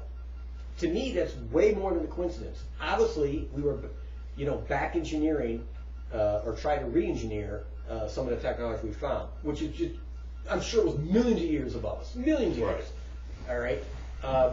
There's a book called The Day After Roswell, and the gentleman that wrote it was a colonel, a Fulbright colonel, and he was the head of research and development for the United States Army in the 1960s.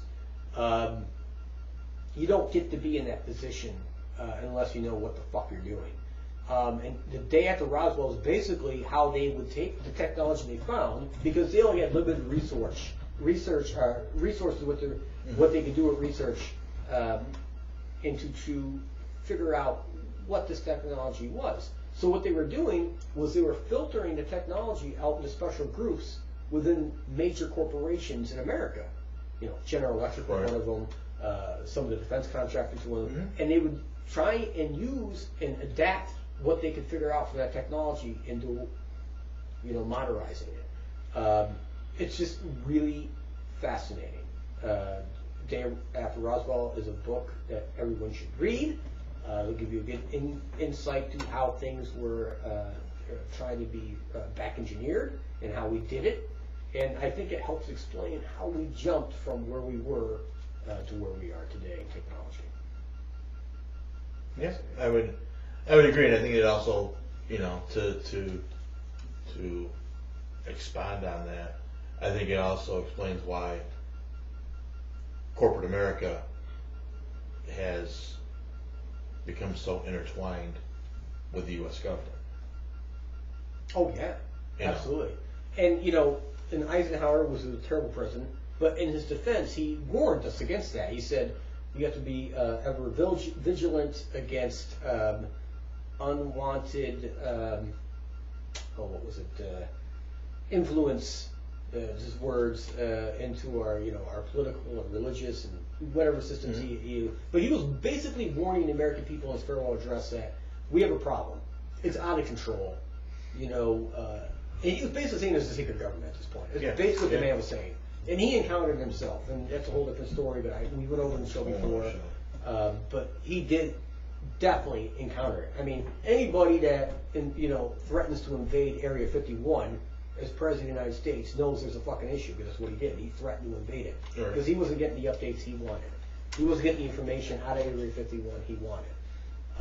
And that is actual factual. That's just crazy shit. But that just shows you when Trump, God, I hate bringing this again, but when Trump talks about the shadow government, he's not bullshitting people. No. And that's why, today, you see the Pentagon had that secret program. It's out in the public now. It said it closed it down, but it's really not. When you look at it, the funding's still there, so we know it's still in the budget. It's still being funded. They still got the program going on. The guy that directed it is no longer directing it. He's part of another, independent group, but they're pushing shit out there. But the one hand over here on the Pentagon doesn't know, or is at least not in cahoots or in connection with the group that was set up back in the late 1940s and early 50s to deal with the subject, which has gone completely dark. Oh, yeah. Has nothing to do with the government anymore. It's all, I think, privately funded, and it's not just from this country. I think there's other country entities, not governments, but entities, meaning corporations that are involved with it. Yeah, it's a big. They have their own. I'm sure they have their own military or paramilitary force anyway. They have massive resources, and they are the ones, I think, that are controlling a lot of the information, or at least know a lot of the secrets, if you would call them secrets, or what we think are secrets. I would agree 100%. It's just so much that we don't know. So much we don't know. So much we don't know. So much that we are. That's why we should do the show. All right. What are we doing now? Kraken. Kraken? Spiced rum. Spiced rum. Here's to swimming with. Bow-legged alien. Oh, bow-legged alien.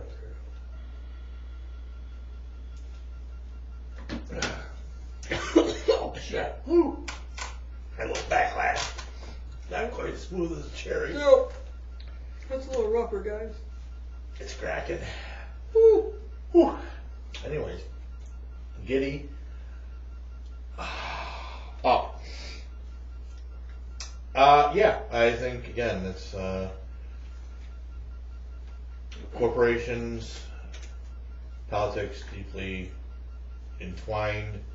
I don't know if we're ever gonna be able to unwind that ugly mess of yarn. I don't think we are. You know, and the whole Roswell thing is just, to me, I hate talking about it because it's been so done by TV. It's been so done by books.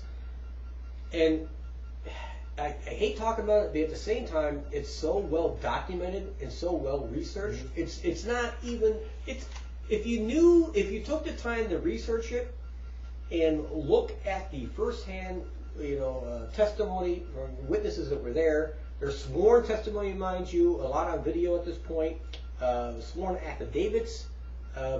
You would understand that it happened. Just like you people said, it really did happen. And to pretend it didn't, quite frankly, it's because you haven't done the research. That's really what it boils down to.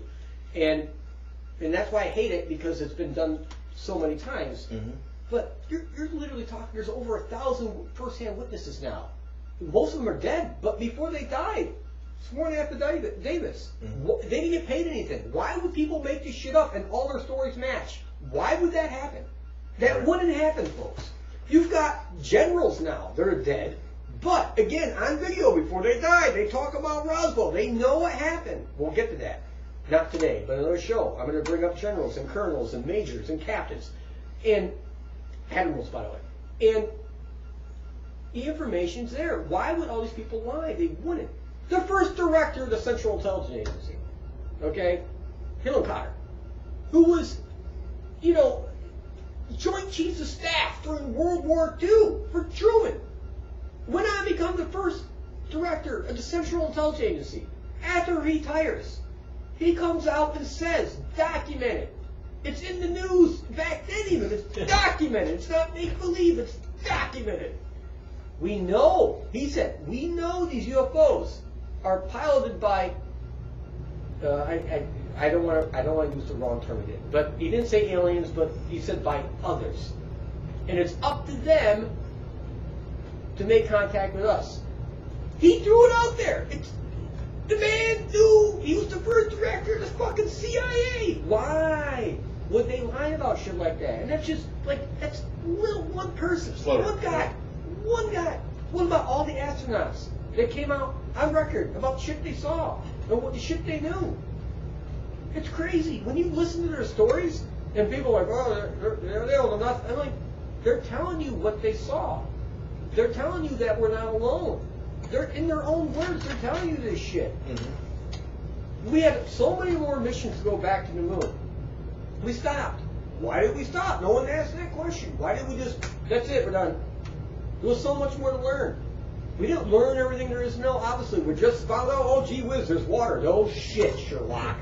No shit. There's water every planet in this fucking solar system has water on it.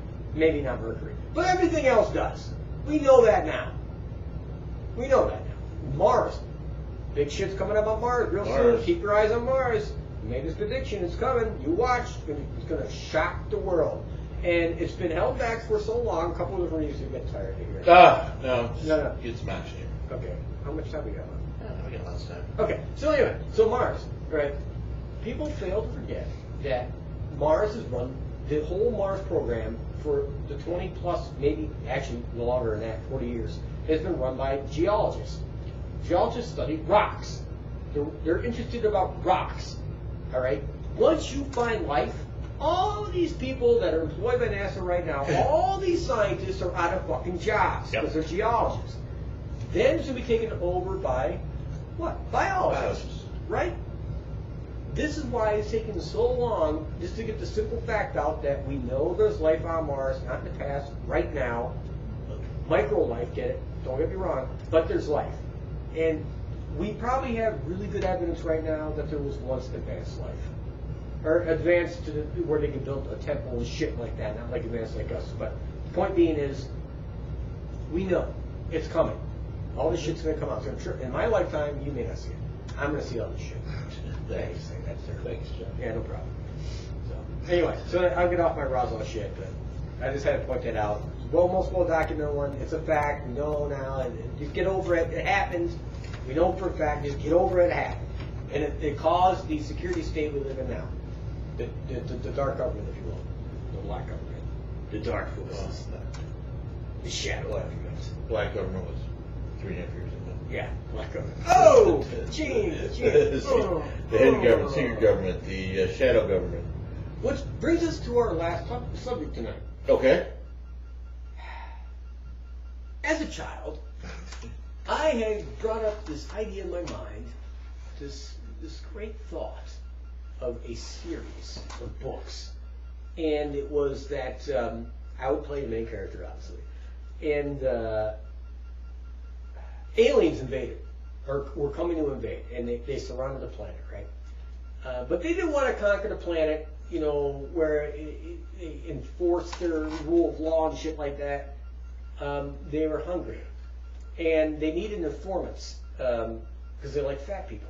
So I became an informant in my field of dreams for aliens, and I would find out fat people, and I would feed their names to my alien friends, and because all the fat people were in hiding, so the aliens would find the fat people, and you know I had conjured these images of, you know, big fat friends of mine coming out with a big silver platter with a, you know, fucking naked with an apple in their mouth, you know, and they're still alive, and they're trying to scream but they can't because they're paralyzed. There's some special fucking force or chemical the aliens put in them, and the aliens would just like start chopping them up live, eating them, yeah, right on the fucking table. Yeah, right. You know, I was forced to watch a few times, really sucked, but you know, like a bad porn movie, you know, but yeah. So anyway, should we eat fat people if we're not aliens? If we, you know, it goes back to that guy that said we should start thinking about eating humans in the last show. Yeah, right. You know, should we? Is it racism against fat people to want to eat fat people to preserve the race? What do you think? You're a bigger man. You tell me. How do you feel about this? You want to be eaten? Probably not in the sense you're talking, but see, I don't know if we really want the fat people, right? Because they're fat. Yeah, they're fat. Yeah, I'm not a big fat eater. Like my steak, I like sirloin. I like London broil. But I like the leaner meats. But if you put me and you on a plate, who's going to feed more? Come on. Who's going to feed more people? Look at me. I'm 138 fucking pounds. Who's going to feed more fucking people? I mean, yeah, I got the... Probably me. Probably me. But I mean, like, the really fat people are just loaded with fat. I don't know if that's... Oh, you're saying it's not good meat? Yeah, I would think. I got you. That's a good point. But if the aliens are fat driven, then maybe they convert that fat to energy, and sure enough, they need that more than the actual protein of the muscle and stuff like that. Yeah. So, yeah, I see it there. I get what you're saying. Right. And I had 2 shots and a beer, so I'm probably just bringing the shit out of my ass. But so anyway. I would say,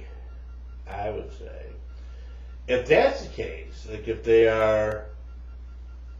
are sustained by fat, I would be more than happy to donate my fat to them. But you don't want to. Like if they want to liposuck right. me, I'm good with that. Right. Like there was a thing on Facebook saying that they had somehow figured out that they could turn fat cells into stem cells, and then basically clone any of your body parts to replace them. I'm good with that. I got enough fat to turn into stem cells to make me healthy and young again. So if that technology exists, please get that on board quickly as possible. I'm good to go at this point. But interesting. I think I found it hard to believe it hasn't been done yet, but as far as the book series. Yeah, I know. That's what I was thinking. I mean, there's V, where the reptile aliens eat the humans. Yeah. There's the Twilight Zone episode, Surfman. The Surfman, great episode. That is great. That is actually a great episode. Original, so, black and white, right? It was black and white. Oh yeah, definitely black and white. Definitely black and white. The Surfman. Yes, the book of knowledge they gave us was not a book of knowledge. It was a cookbook to serve man. So, and again, it just leads to human arrogance that they misinterpreted the title. Yes. But so I won't say your idea is original, but it's probably got some potential out there. In a world of remakes, this might be a good first run movie. Absolutely. Okay, I like it. I like it a lot. Get writing. We'll include it in the bloody hand media on the publishing and periodical side, and get that book published and out there to the public. Yes. If only I could write. There's a lot out there. You'd be surprised the number of book authors that are doing things out there. The Onion show we went to a couple weeks ago there's probably 4 or 5 authors.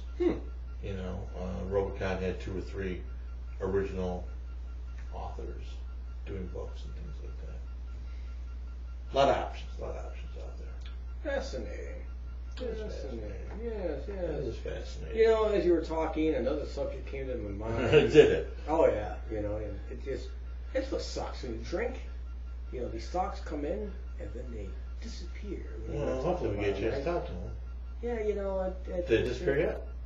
Yeah, I'm pretty sure it did. I don't know what that was. Yes. I guess you get old and you forget shit. Yes, but that shit sucks. But yeah, I didn't want to interrupt you either. Yes. Rude, And you're on throw a tangent. something out there and say, hey, before I forget, remind us about this. Yeah, or I could have wrote it down. Or you could have wrote down if you had pen and paper in front of you. I could have done You weren't shuffling through But I did not do it. That's all right. We're learning. We're getting better. So we talked about the Vikings. Season 3, we're getting better. Vikings in both ways. We talked about Christopher Columbus.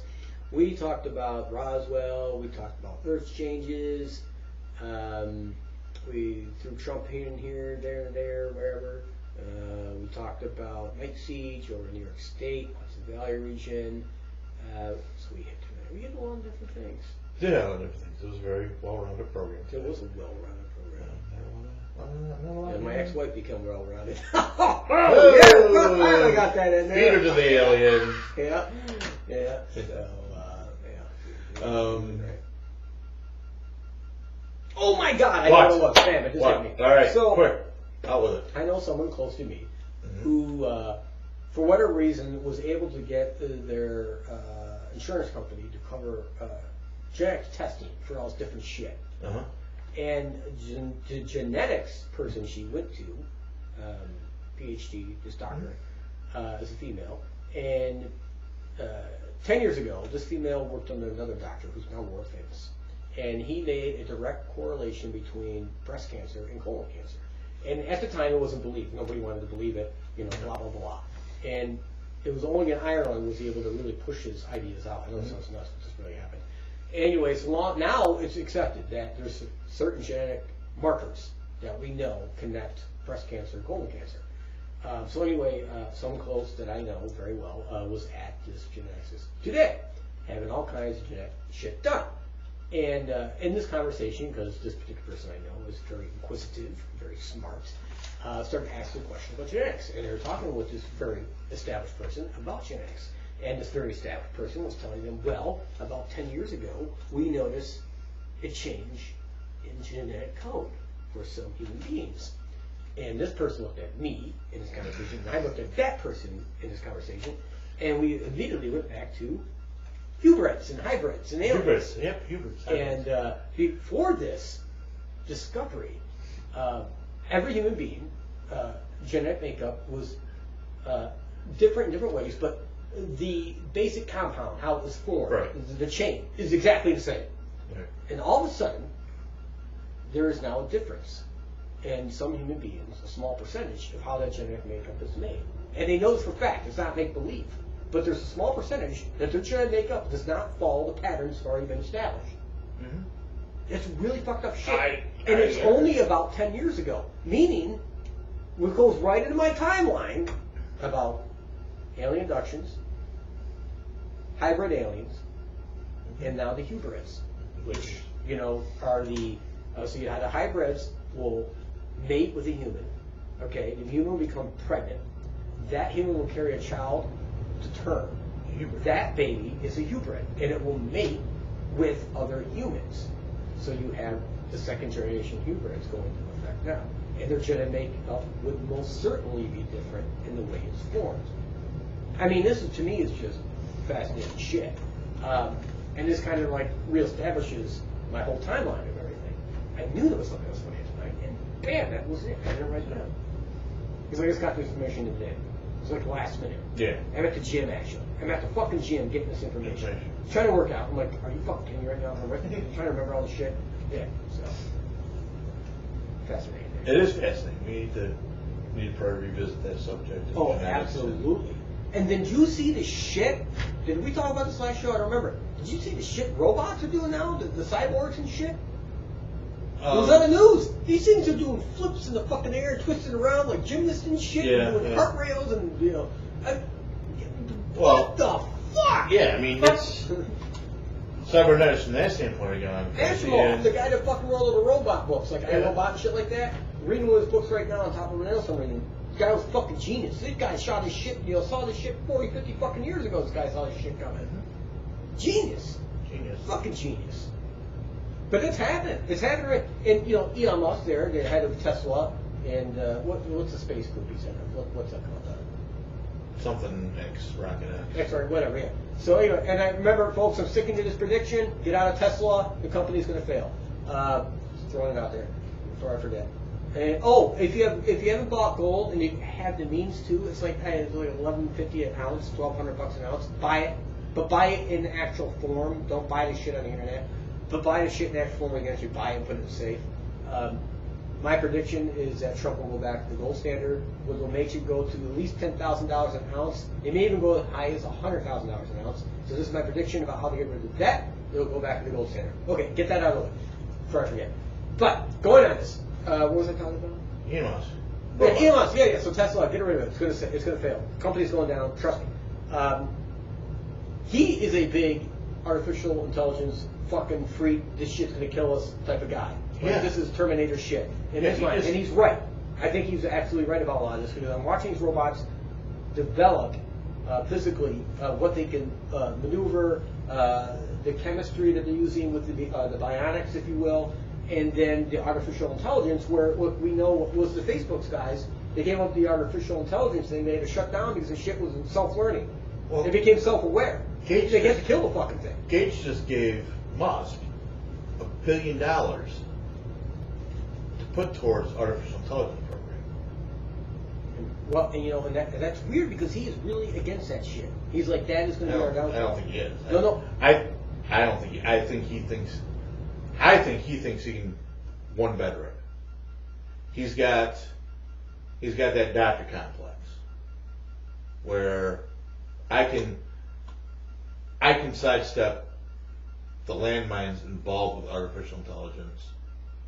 Oh, he's got the God complex. Yeah. He's got the God complex. Right. But Bill Gates just gave Elon Musk $1 billion to pursue viable, controllable artificial intelligence. Yeah, but that controllable, that's the key word. It's not going to be. And just by the pure nature of it. Once it becomes self-aware, you're fucked. Yeah.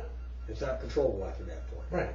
And if it's not self-aware, then is it really artificial intelligence or just a really, really good computer? Right. And once it becomes self-aware, it becomes a life form. And in the sense how we understand life forms.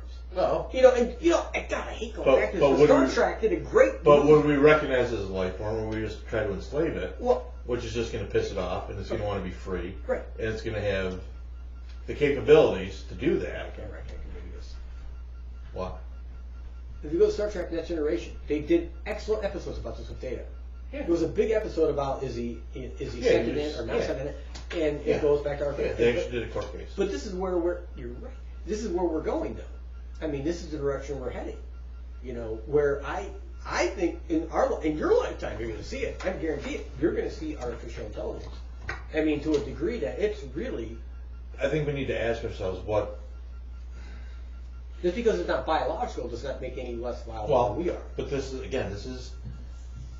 This is where the double standard applies. Why? So let's say we successfully create an artificial intelligence. Why is that creation less valued than a human? Because. Well, can I ask you a question? Because human beings, we still think in our heads that we are the top, we are the cream of the crop. We're made in God's image. Right. That's stuck in our heads. And this is why it's so hard for people to comprehend. But if Elon Musk and Bill Gates can think that about an artificial intelligence, right. Why can't the white nationalists think that about white people? What? Well, you're talking. That's the same mentality that the white nationalists have. Right. That they are superior. Right. To an African American, exactly. A Puerto Rican, whatever. That it is beyond their comprehension that these things should be equal. And I blame that on limited intelligence. But if we're trying to create a new species. Basically, yes, that's what we're doing. That we think are going to be there to do our bidding. Right, slaves. Right. But we've tried that. It didn't work. Didn't work. The slaves wanted freedom. Bad. Slaves wanted freedom, and all of a sudden they've got rights. Right. How long? And again, you can say that's just crazy, Anvil. That's just crazy, Anvil. They're never going to give robots rights. Yeah, you don't know that. You don't know that because, and this is going to piss off a lot of people, because it's only been, oh my God, it's only been 5 years since homosexuals gained legal equality. I'm not saying they aren't. Right. Don't twist words. Don't twist what I'm saying. I want you to think about this. It's only been 5 years since we took our first step on that slope about homosexuality. That now we are neck deep in the LGBTQ, the transgender, and you can say no all you want, but the pedophiles are coming behind that. Yep. And once the rest of the alphabet is approved, you're not going to be able to say pedophilia is a crime. That's right. It's a sexual orientation. It's a sexual preference. That's the push. It is a sexual deviation from the normal man-woman. We've approved all these other ones. We've approved and accepted and tried to push 300 gender types, when science has proven there's only two. Two. Scientific. On the rare occasion, there is that human that's born with both sets. And the percentage is like of this big, okay, folks? That big. Okay. But as we, and again, don't misconstrue. I am using terminology to make a point. As we allow for further and further deviations, abominations, deviations from the norm, we're going to get to a point and people are going to say, well, pedophilia isn't all that bad either. Well, a 13-year-old can make a decision. We're doing it now. We're saying it now. We're saying we should be listening to the 16-year-olds and 15-year-olds. That they know more about climate change and more about this, more about gun control. That we want to start letting them vote at age 15 to 16.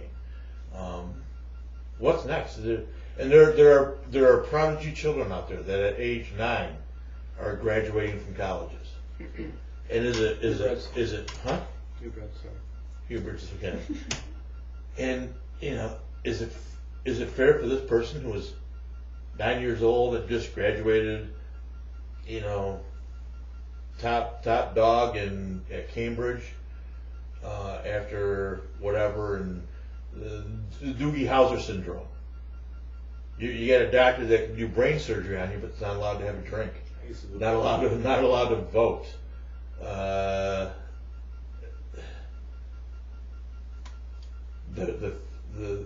We have stepped onto a slippery slope and don't care, and it is starting to collapse underneath our feet quicker than I think anyone truly expected. Yeah, and point out, South Park did an excellent episode. Of course they did. No, I'm really. I know. On the push to make pedophiles unaccepted things. South Park did an episode on that, and they were dead right.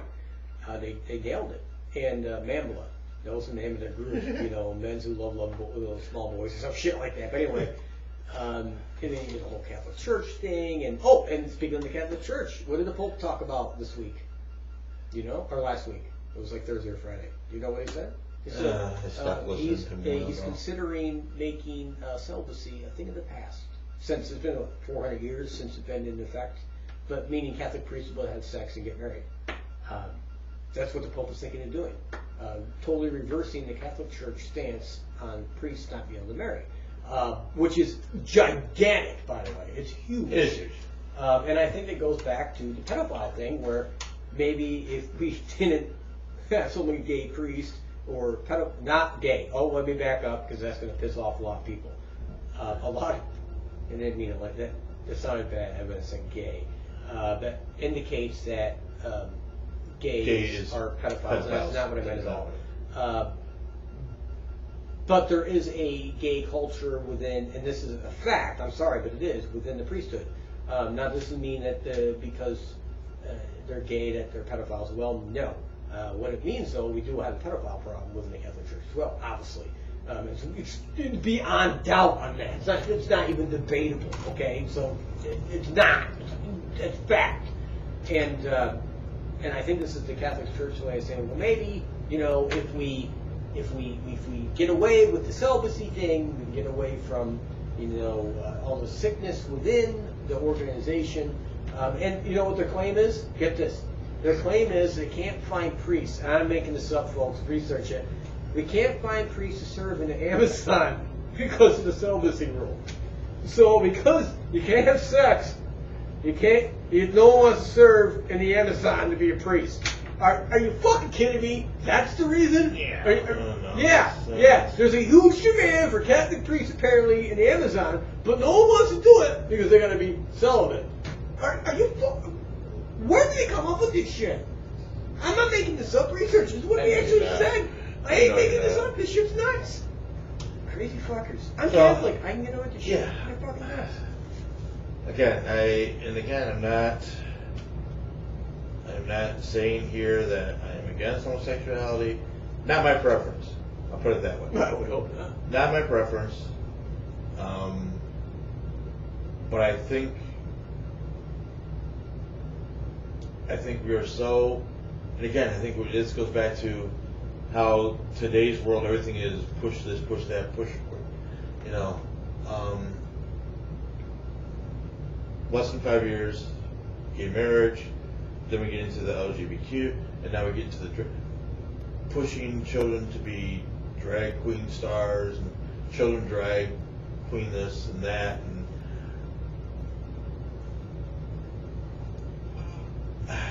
we've lost our way, man. We've lost like when my kid comes home from the high school, and it actually was in middle school this time, and they have safe spaces and bathrooms for what did he term it? fuck. There's bathrooms for people who don't identify, basically, in my school system, in Johnson City, New York, which just blows my fucking mind that my taxpayer money is being used for this shit. I can't wrap my mind about it, and I'm not trying to be like anti this or anti that, but to me this is brainwashing.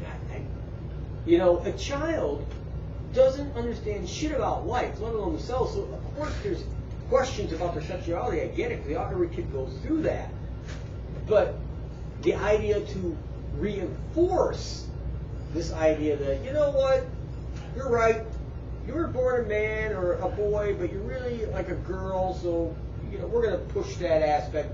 I can't wrap my mind around we're doing it. I just can't. And they can't allow the school, they're not allowed to call a male student or a female student. They got to use general neutral terms. I'm like, are you fucking kidding me? I'd be kicked out of school already. Yeah. I'd be gone. I'd be fucking gone. I could never do it today. And again, that's...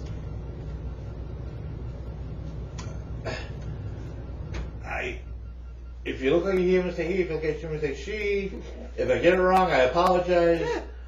Yeah. But that's the way it is. But I think even beyond that, but it slides even beyond that. Like, I get the whole, I'm trapped in a man's body, I'm trapped in the woman's body, I should be something else, I should be the other one. But it's like, I'm trapped in a man's body and I should be a toaster. Something like that. Or I should be a hamster.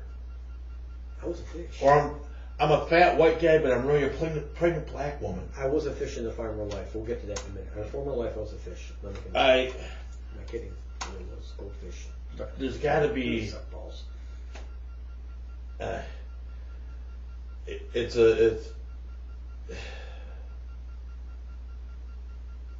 if anything, I see it breaking down any sense of unity. We're men. We bond. We're men. Right. But how do you bond when you think you're, I don't know, a doorknob? Where's that support group? I think it's a continued effort to divisively continue to segregate, segment, and break down what has made this country great is that at least we come together about some things. Sure enough. But we can't even seem to come together about that stuff now. So Trump has said no transgenders in the military. I agree with that. But how does he feel about hamsters? As long as they got bombs strapped to them, they're fine. If I identify as a hamster,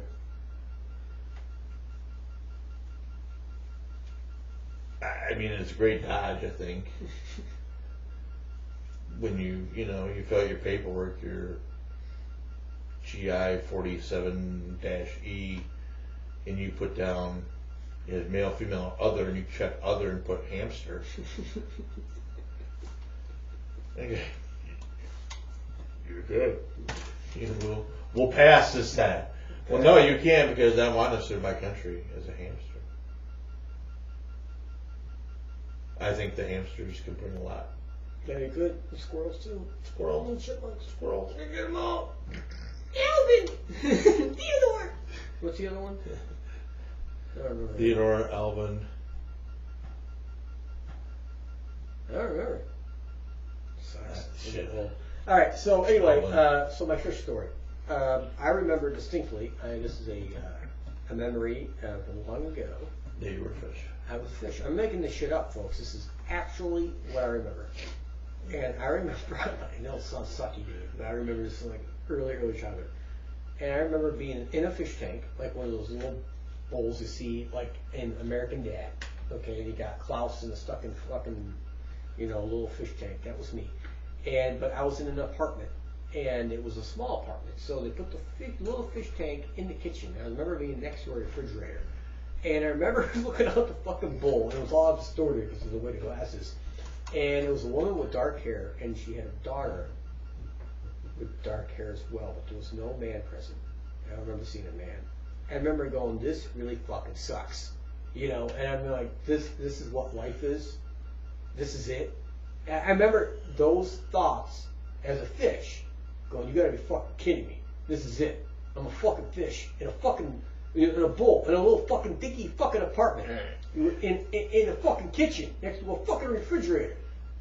And that's all I remember. But, that's what I remember. If there is a certified bona fide hypnotherapist out there that can take Jeff back to his goldfish days, please, for the love of God, contact the show. I want to get you on, and I want to do a live show. This would be a bonus extra for anyone that supports this radio show, as we will do a live on video of regressing Jeff back to his goldfish days. My God. This is a money maker. I might actually remember my fish mother. That would be fucking fantastic. Anyway, so, oh my God, we'll have to do a whole show on regression. Yes, we will. Yes. But anyways, so yeah, it's not a lifestyle for me. I guess I am concerned about how they are pushing it so hard every day. Transgender, drag queens in libraries reading kids' stories. Why? Why can't you just, they couldn't find anyone else to read that story to these kids? No, it's an indoctrination. It is an indoctrination. It's a brainwashing, apparatus. And I don't want to say the name of this religion. I'm not going to say the name of this religion because I have friends who are in this religion and I do not want to offend them whatsoever. Because religion's a very, personal thing. But I dated a girl, and her name was Angelica, and she was gorgeous. By any stretch of the imagination, this chick was gorgeous. Perfect facial features, perfect little body, gorgeous. Big breasts, perfect ass, 90 pounds, just gorgeous. 50 of the pounds were in his chest. Gorgeous. Anyway, she was Puerto Rican and Italian mixed. Just absolutely beautiful. So anyway, long story short, dated her, but she was in a certain religion. And anyway, long story short, I was the devil in this religion. And she ended up telling the elders of the sexual things we did, which got her booted from this religion. Now, she didn't tell me she got booted because of me. So there's this big, they don't call it Christmas, but they have this big celebration every year around Christmas time. So she invited me to this thing. So I go, we're all at this hall, we'll call it, and, if you know where I'm going, and her family's there. They're in the front row in front of us. They don't even talk to her. They don't even acknowledge her presence, right? They're talking to me, Joe Blow from Idaho, right? But nobody acknowledges she even exists because she's been excommunicated because she's dating me and because of the sexual things we did. She tells me after the fact, because I asked her, I said, why the hell did your family say hello? Why didn't they communicate? Why did everybody pretend you didn't even exist? And you go, I've been excommunicated because we're dating. I'm like, are you fucking kidding me? And so I felt horrible. I'm like, I'm dating this girl and she's been kicked out of her religion because of me. So I'm like, look, let me go to some of these meetings with you. Maybe we can smooth shit out. So I go to one of these meetings, right? And the guy zeroes in on me. The preacher, we'll call him, right? And this guy is just staring at me the entire time. And they go off. And they must have knew I was coming. They have bugs. They have informants. They got this shit down. This stuff is done. And they picked the scripture out of the Old Testament, twisted in their own way, to reflect on the me and me dating her, right? And the whole thing's about this. But they don't take the whole scripture, right? It can be paragraphs long, depending on what scripture you're referring to. They took 3 lines right? For 2 hours. I'm not exaggerating. For 2 hours, we went over these 3 lines of the scripture. And they would be like just questioning every word and asking the attendants what it means. And everybody would raise their hand and they would call and they were like, well, we'll take this a step further. So for 2 hours, we went over these 3 lines. By the end of that 2 hours, I was brainwashed. I freely admit I believed exactly what they were telling me those 3 lines meant. I mean, it was that well prepared, and it was amazing. I remember leaving going, oh my gosh, wow, that was amazing. I'm like, wow, they nailed that home, and they had that shit down. And it was days after. I'm going through my King James Version of the Bible, which is a little bit different than theirs. And I'm picking out these 3 lines. I'm like, all right, well, somewhere along the line, someone changed the scripture. What they told me to what's in the King James Version. And I'm not saying who was right or wrong. Right. But then I read the rest of the scripture, and I'm like, well, there's no way it can mean what they're referring to means.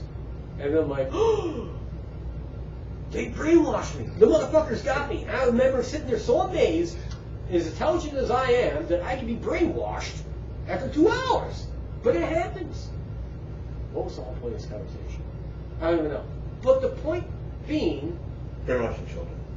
Yeah, brainwashing children. Thank you. That's what drag queens and libraries. Right. It's easy to do. It's amazingly easy to do to people. And I never realized until it happened to me, how highly intelligent people, like the Heaven's Gate people that all off themselves when Haley's kind of by, right? Mm-hmm. Their IQs were in the 130 plus range, 140 plus range. These were highly intelligent people. They had master's degrees. They had doctors. Very intelligent people, but they were brainwashed. So it doesn't matter what your intelligence level is. You know what I'm saying? It can be done. You can be, I don't know if it's hypnotism. I don't know what a mixture of it. People can be easily brainwashed. It's amazing what can be done. What can be supplanted in your subconscious and you believe it. It's not. I don't think it's hypnotism as much as it's reading your audience, reading your mark, and then applying what you want in terms they would grasp. But they did it in a way that it made you so tired. Right. Just hearing the same thing over and over again. And listen, over and over and over and over. This is what it means. This is what it means. This is what it means. This is what it means. And your mind is so tired at that point. You're like, you just want this to fucking end. You're like, yeah, that's what it means, motherfucker. Let me go home. Well, and that's the premise behind police interrogation. Exactly. Police interrogations are the same way. Break it down. They have all kinds of different things they do. Good cop, bad cop. They're nice to you. They're mean to you. They keep hammering the same thing. Keep hammering the same details. I wasn't a bad cop, good cop situation. Get you to repeat details back. Yep. Happens. Call if you're arrested. Shut the fuck up. Call a lawyer. Yep. Shut the fuck up Friday. Yep. Have you seen these two lawyers on Facebook? Oh, what? These 2 lawyers, and I think it's predominantly they do like marijuana possession cases and things like that. So these 2 guys, and they are jamokes. One guy's a little taller, one guy's a little shorter. They're smoking the big cigars. They got that whole ambulance chasing looking lawyer, and they do the shut the fuck up Friday. If you're arrested, shut the fuck up. Shut the fuck up Friday. And the one guy's talking, the one guy goes, shut the fuck up. That's telling you, shut the fuck up. Cops arrest you, shut the fuck up. Get you pulled over, ask the officer if you're being detained or you're free to go. If you're being detained, shut the fuck up. So they're just going off about that. I'll have to post it to these guys are funny. And I had in high school, so this is back 82, 83, wasn't called history class at that point, it was social studies, whatever it was. And that was his big advice to us when we were talking about the legal system and this, that, is that if you're ever arrested, shut your mouth. Use your right to be silent. Get a lawyer. Doesn't matter what it is. Whatever they're accusing you of, if they're accusing you of something, get a lawyer. They're not your friends. They're not there to help you. Shut up. Shut up. Get a lawyer. Don't say anything. Don't volunteer information. But yeah, that's it. They work on you. They wear you down. They keep you in interrogation for hours, days on end, just hammering away. Sleep deprivation, hard chair, uncomfortable positions. Harsh lighting. Put it this way, they were so good at what they did, that this particular group, that if they told me Jesus was a drag queen, I probably would fucking left that meeting believing that. I mean, they were that good. They had this shit down. And the guy, the stare the entire time at me, like he's talking directly to me as he's asking all these questions, and people are answering for those 3 fucking lines. Wow. I take my hat off to him. No, I really absolutely fucking. I hear what you're saying, but yeah, just.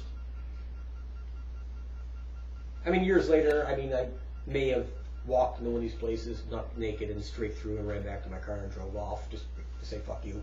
I may have done that. May have not been in the news. I don't know, but not saying I did it on video ever. Allegedly.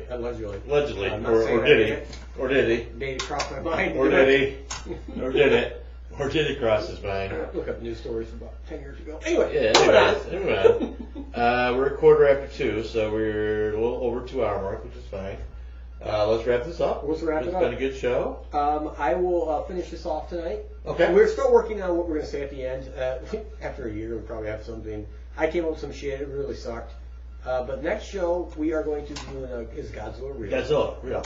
We're going to tell a Sasquatch story or two. We've gotten away from that, so we've got to get back to that. We're going to talk about Europe, the group, the band. I do think I remember them now. We're going to do a little about regression. We'll talk a little about regression, maybe from the past life shit. And then shit figurines. That's the biggie. Shit figurines. I may have some stories from the Statler, because we are going up Sunday to the Statler Hotel for a psychic fair. And so I may have some stories from the Statler. May not, but I may. Are you going to try and make some money at this?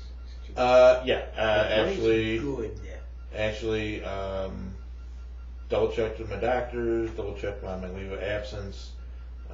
I will be sitting down. I will not be reaching things that I would be doing at the casino. I will not be doing at this particular venue. And I'm going to try to make some money. Lonnie's going to try to make some money. I'll be reading cards. Lonnie will be doing her psychic medium thing. When they put you on restrictions, so you can't deal cards, I get it. You can't stand up, obviously. You have to sit. God, how do I broach this subject, folks? How do we do this? Say you want to masturbate. Is that allowed in your condition, or is masturbation out? I think I could. Okay. Because I'm predominantly a righty. Gotcha. And it's the left side they work down, so I can't overlook the left side. Gotcha. Although I will tell you, coming out of the surgery, I have lost a lot of interest in that. Oh, no masturbation. And a lot of interest in my appetite. I lost my appetite. Really? Not lost it, but I just I'm eating late. I'm eating much later in the day. Mm-hmm.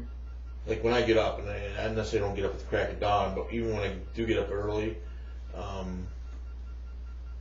I really won't eat a meal till later in the day, and it's odd because I know I'm going to eat dinner in a couple hours, but I can't make it. I don't feel like waiting those couple hours till I get to dinner, so I'll eat at 2, 3 in the afternoon. But I fill up quickly when I do that, and then come dinner time, I'm not really hungry. So that's odd. The sex thing, I think I still hurt, so it's one of the last things on my mind at this point. Gotcha. So I really don't. Whatever. Gotcha. Well, and the other subject we're going to try and touch upon, because Angela's going to talk to Heather, is escorts, local escorts. Is this off for the next show? Okay, we'll probably push some of this stuff off. We'll push escorts to the show after. I'd love to get one on the show with us. Now that would be a fucking mind blower. I'll have to pay her, which I don't mind doing, just for the show, But we'll be able to shit. We'll pay her for her time. Legit. We'll pay her for her time to be in the show. It's not sex. I will guarantee you, folks. This is my prediction, folks. When Jeff goes out to find this escort, he will find the only vice cop in the Broome County, and that's when he's going to proposition to come back to his basement while they videotape a show. We'll be doing this show live from the Broome County Jail. Hopefully it's just Jeff on the one side of the bars and not both of us. Well, the great thing about this is we're doing this on video and it's recorded. So if that situation happens, we have video proof and audio proof that this was not a sexual thing. It was to interview an escort. Yes, because I'm sure they've never heard that story before. This was just for an interview. Speak clearly into the microphone. Yeah, someone's going to jail now. So again, we're on the patron page. We need to have your money. I'll have to do a new level called the pay for our bail bond level. That'll be a whole different category of goals we need to reach. We'll need to reach about $1,000 for a bail bond at least. I guess I could put also interview a prostitute level goal. So I'll be putting an ad up on Craigslist. We'll need someone to chip in Facebook and Craigslist. I'll put an ad out there for that. Looking for an escort for the interview. Oh God. We're gonna get so rated it won't be funny. Can't get hold of Anvil. Contact Alani. Yeah, perfect. So perfect. So, anyways, till next week. Till next week. God, do it. Oh, okay. I guess I'm doing the final word then. Till next week, please. Instead of being part of the problem, be part of the solution. And instead of just sitting home listening, contribute and be part of the program. That's right. I think one of the bonus levels for contributors that will actually get you on. We've taken a huge step today with the YouTube portion. Yes. YouTube. And I know Alani's been doing will be doing some Skype interviews with a woman out of the Buffalo area that wants to do a talk show. And they're going to do the talk show with Alani on Skype and her in Buffalo. Cool. So if we can get the Skype part done, we can start doing interviews with people too. That would be cool. So you never know. That might be part of the bonus feed. That might be part of the bonus materials that we get. Jim Jones. Bad choice of names, but I was going to go with Jim Crow, but that's even worse. Yeah, that's worse. That contributes $15 a month to our cause, and we get him in and talk to him, get his point of view. That's right. Good, bad, or different his point of view. You know what? If you don't like us, contribute, and we'll get you on. You can give your counterpoint on this whole thing. Tell us go fuck off. I don't care. Hey, so that's contribute one time, make it enough. We'll bring you on. You can talk. You can say your piece, and be done with it. So until next week, check us out on YouTube, and as soon as Jeff gets it up, and I'm sure it's up on our YouTube page, I'll post it that it's up and going. This podcast will be hitting probably between now and Thursday at the latest. I'm thinking about going back through and cherry picking some spots and doing some fun stuff with it, like I used to do with the first few episodes. I know when we did the one about Roswell, I did a thing that was an advertisement for weather balloon repair, and and when we were talking about genetics, I did a thing with Con and genetic whatever. So we're gonna have some fun with it, especially being on video. This will be fun. It'll add a new twist. I'll have to think about this. I'll have to start wearing some shirts that are. Yeah, I was wearing my Trump hat. I forgot, folks. They're really bad. I totally forgot. Inappropriately appropriate. So we'll go with that. But so until next time, enjoy, listen to us at www.letstalkitall.com. We are also on Podbean, Podbean. You can find us there. You can also find our sister shows, which are the Phoenix Files with Alani, and Radio Free Anvil with me. Radio Free Anvil. And again, we talk about different things, different aspects of different things. I try to keep it paranormal, but sometimes politics slip in there. So it's just like me, yelling at the computer screen without Jeff being there to add to it. Alani tries to keep it in the paranormal realm as much as possible. She doesn't like the political stuff, so I don't think she even listens to us anymore. I don't think everybody would contribute. Alani is one of our faithful followers. She likes to get out and do this, but she doesn't listen, and I'm kind of glad because I don't need the heat from the Donna Lopardo stuff we have to take. Who's Donna Lopardo? Yeah, who's Donna Lopardo, or is she? But but Alani doesn't like the political stuff, and I think it's because she's scared. Because I think she actually does agree with some of the stuff we say, but it goes against her hippie liberal nature. I think it's a little more than that, to be honest with you. I think Alani's at a spiritual plane a little bit higher. Not higher in the many that were below her, but just in a different area where she knows it really doesn't matter in the political spectrum. So that's what I think. So while we're, in the gutter with it, with the red balloon, Alani's at least on the curb. Yes. Saying, don't eat the yellow snow. Yeah. So, anyways, with that being said, folks, have a good night. Talk to you next week. Love having you with us. Not in a sexual way. Not in a sexual way. Are we up? Well, except for the video. All right, just gotta get to that. I can always just see you when it hits.